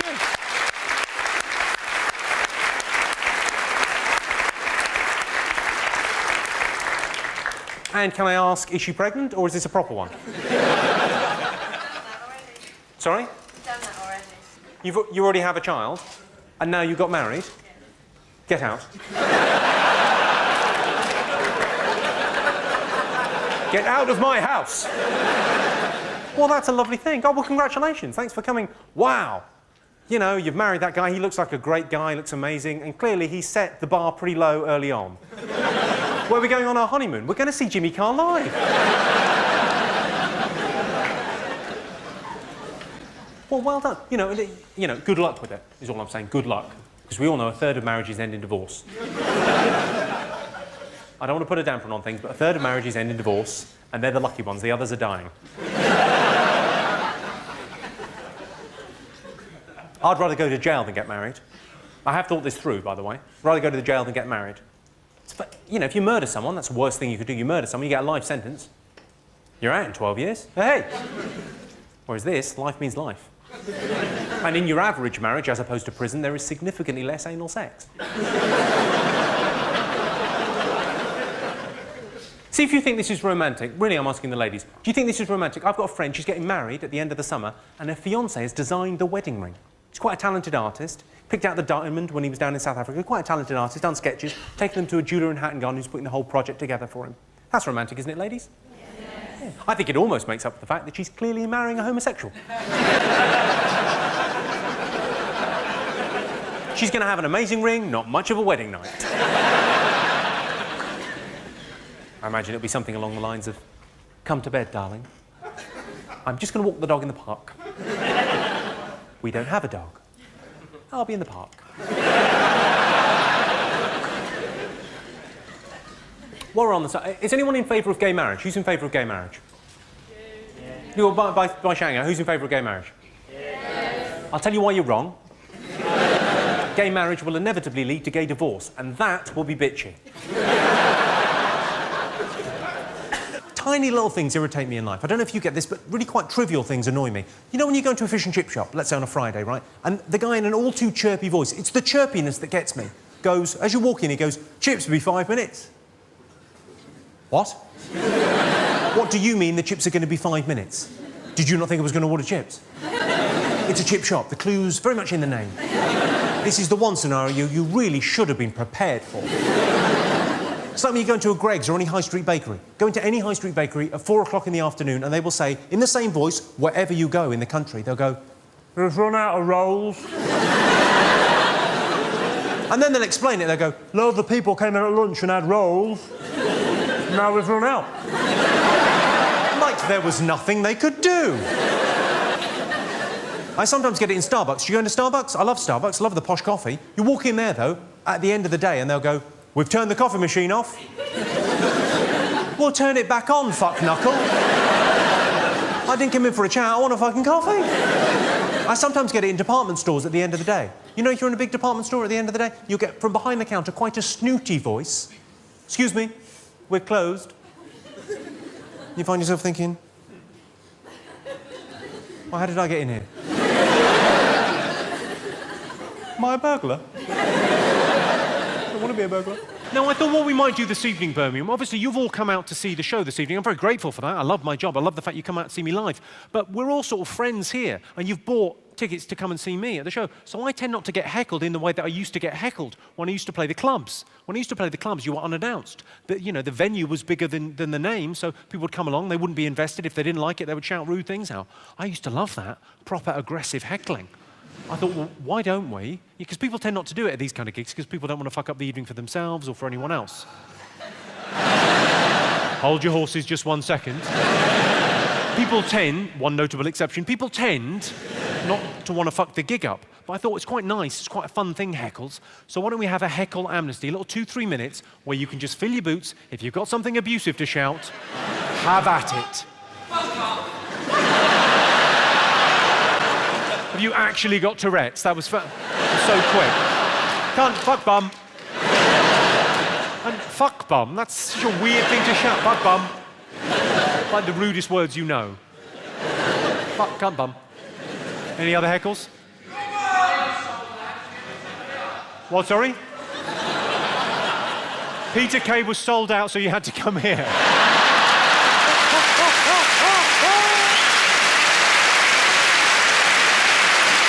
Yeah. Unlucky. I bet he wouldn't have called you a Unfortunately, I'm not Peter Kay. It's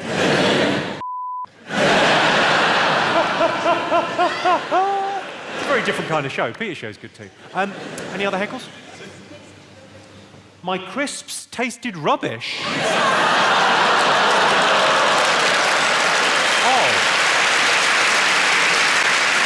Oh, no, you didn't. Oh, no, you didn't. I became Latino there for a second. No, you didn't. Yeah, I did. I had crisps. Did you see I had crisps? Jimmy Con Carne crisps. The good people at Walker's, for comic relief, they brought out a flavour of my crisps, and it was me and Al Murray and Frank Skinner and Stephen Fry. And then they made these crisps, and every packet they sold, they gave 5 pence to the starving people in Africa. And I said to them, why don't you just send them the fucking crisps?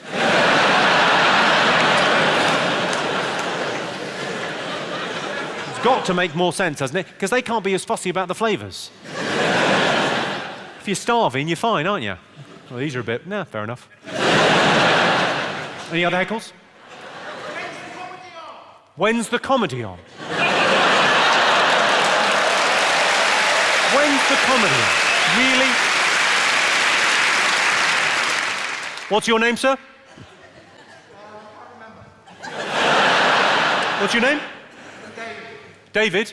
What's your favourite colour, David? Blue. Blue, okay.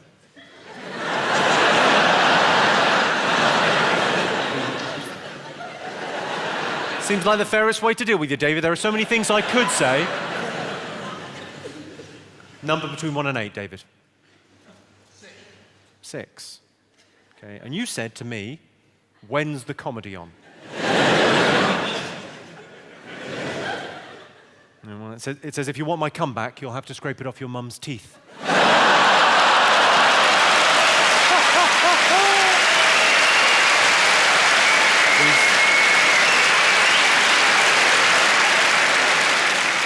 These things don't lie, David.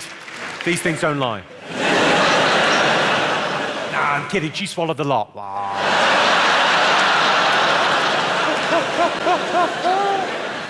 Any others?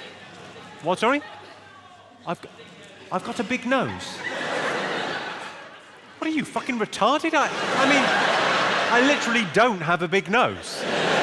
That's a weird... That's like an insult you've heard someone else use. And you've gone, I got a big fucking laugh. That's going to work best with a comic with a big nose. What's your name, sir? Thomas. What do you do, Thomas? You're a student. What are you studying? Mathematics? Are you at school, Thomas? I don't know if we should continue this any further because it's starting to feel like grooming. Are you at school? Yeah, I'm at school. You got a big nose. I haven't. Any other heckles? Oh, what was that? That sounded good. Go on, what was that? What was it? I'm a paedophile. I was just fucking chatting to him. I've done nothing.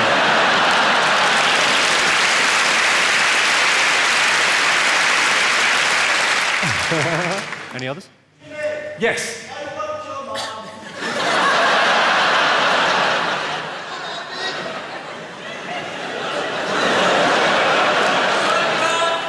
Dad?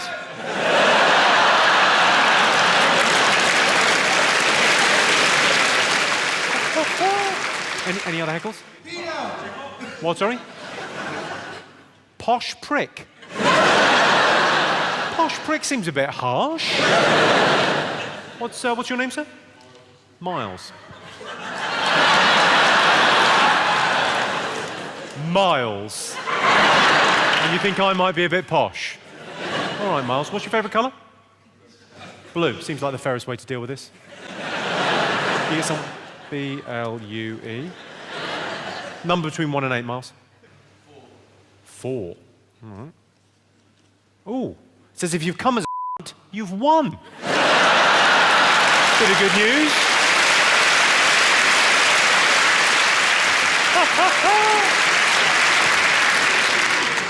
Any more for any more? Who the fuck has a side party? You're gonna kick yourself when I tell you. Me.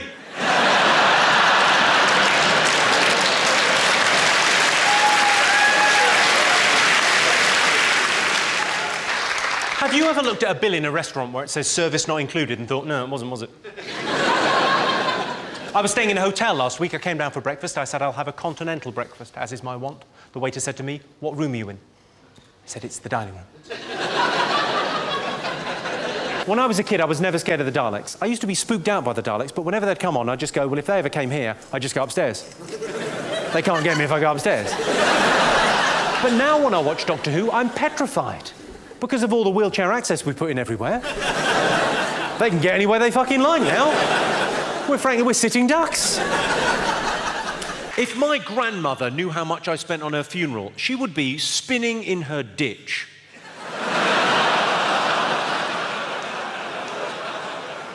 When I was a kid, I didn't want to imagine my parents having sex, so I'd watch them from the wardrobe. Can closet gay agoraphobics ever come out?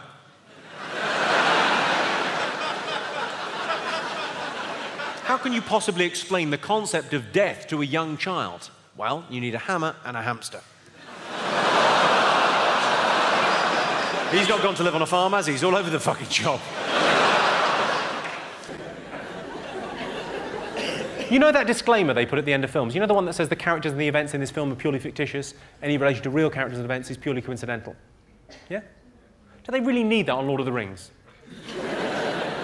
Is anyone watching that thinking, this is a brilliant documentary? I might think about going to New Zealand on my holidays. But wait, no, I don't want it ruined by Saruman, he's Orc Army. Your hair? What, I'm just saying. I like the Spice Girls as much as the next man, but...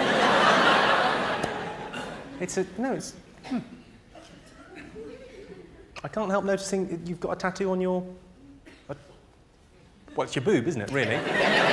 It sort of draws the eye. What is that, exactly? It's a rose on your... As if boobs aren't fun enough as they are.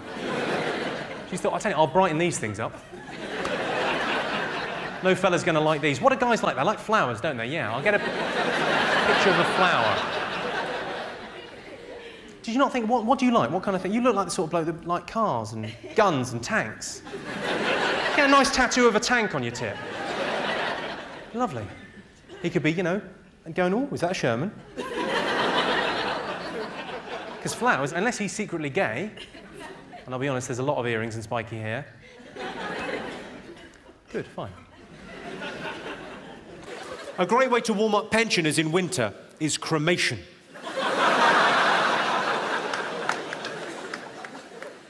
Do you know you lose 50% of your taste buds by the time you're 75, so it is okay for your nana to live on cat food? My nana, my mum's mum, used to make me a jumper every Christmas. Does anyone else have that? She used to make me a jumper every Christmas. Much better than the ones in the shops. No. No, it isn't. I remember one year she made me this burgundy monstrosity, sleeves way too long, and in the front she'd embroidered "Blacks Go Home." I said, I'm not wearing that. It's burgundy. And the sleeves are too long, you crazy racist hooer.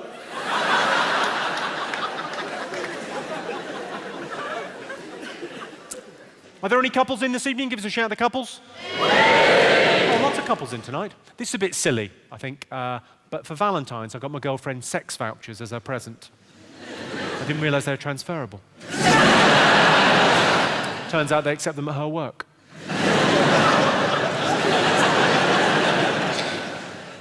You get to the stage in a long-term relationship where you want to experiment sexually, but, you know, it can be awkward. And what if she finds out? I'm 10 years into a relationship now. Anyone beat that? Anyone longer than 10 years? Yes. What's the longest we got in the room? 13. 13? 26. Anyone more than 26? 28? More than 28? How long? Sorry? You've been together for 43 years? I think. Come on, 43 years. Now, I don't know what it's like after 43 years. I think that's an extraordinary commitment, especially in this day and age. That is quite something. But I don't know if it's the same for you, because I've only been together with my girl for 10 years, but things have got quite predictable in the bedroom. Now, when I lower my entire ball bag into her mouth, she is pretty much guaranteed to wake up. Same?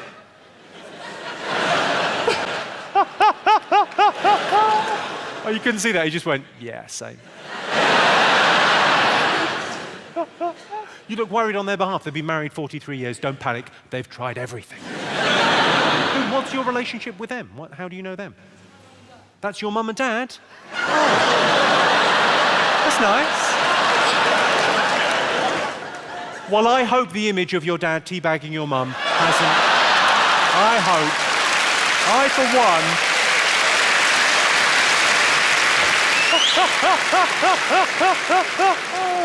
I don't know about looking your parents in the eyes again. I don't think you'll be able to drink tea.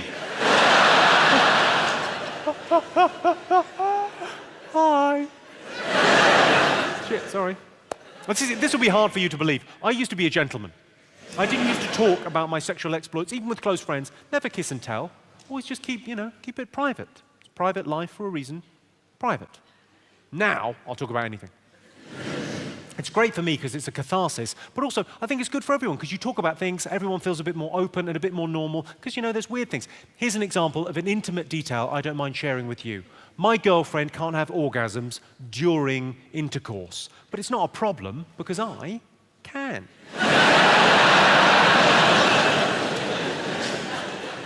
I gave my girlfriend an orgasm and she spat it back in my face.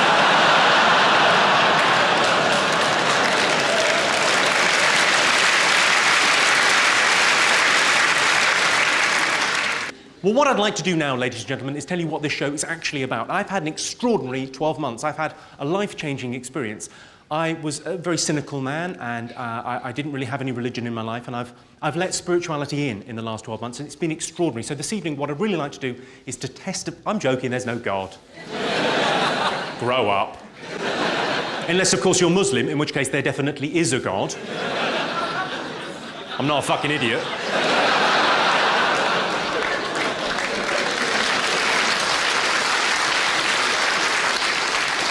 Seriously, I don't mind upsetting the Church of England. What are they going to do? Hold a fate?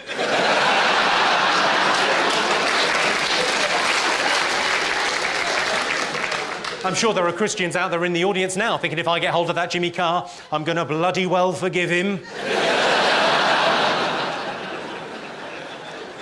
Creationists, the right-wing Christians, creationists believe every word Genesis says. I don't even think Phil Collins is a good drummer. Feminists say, and you may agree with this, you may not, feminists say, a woman's work is never done. Maybe they got themselves organised a little bit better. It's a bit of an icy stare you with me there, madam. What you've got to understand is that's postmodern misogyny. That joke is in fact steeped in irony. So don't you worry your pretty little head about it, love.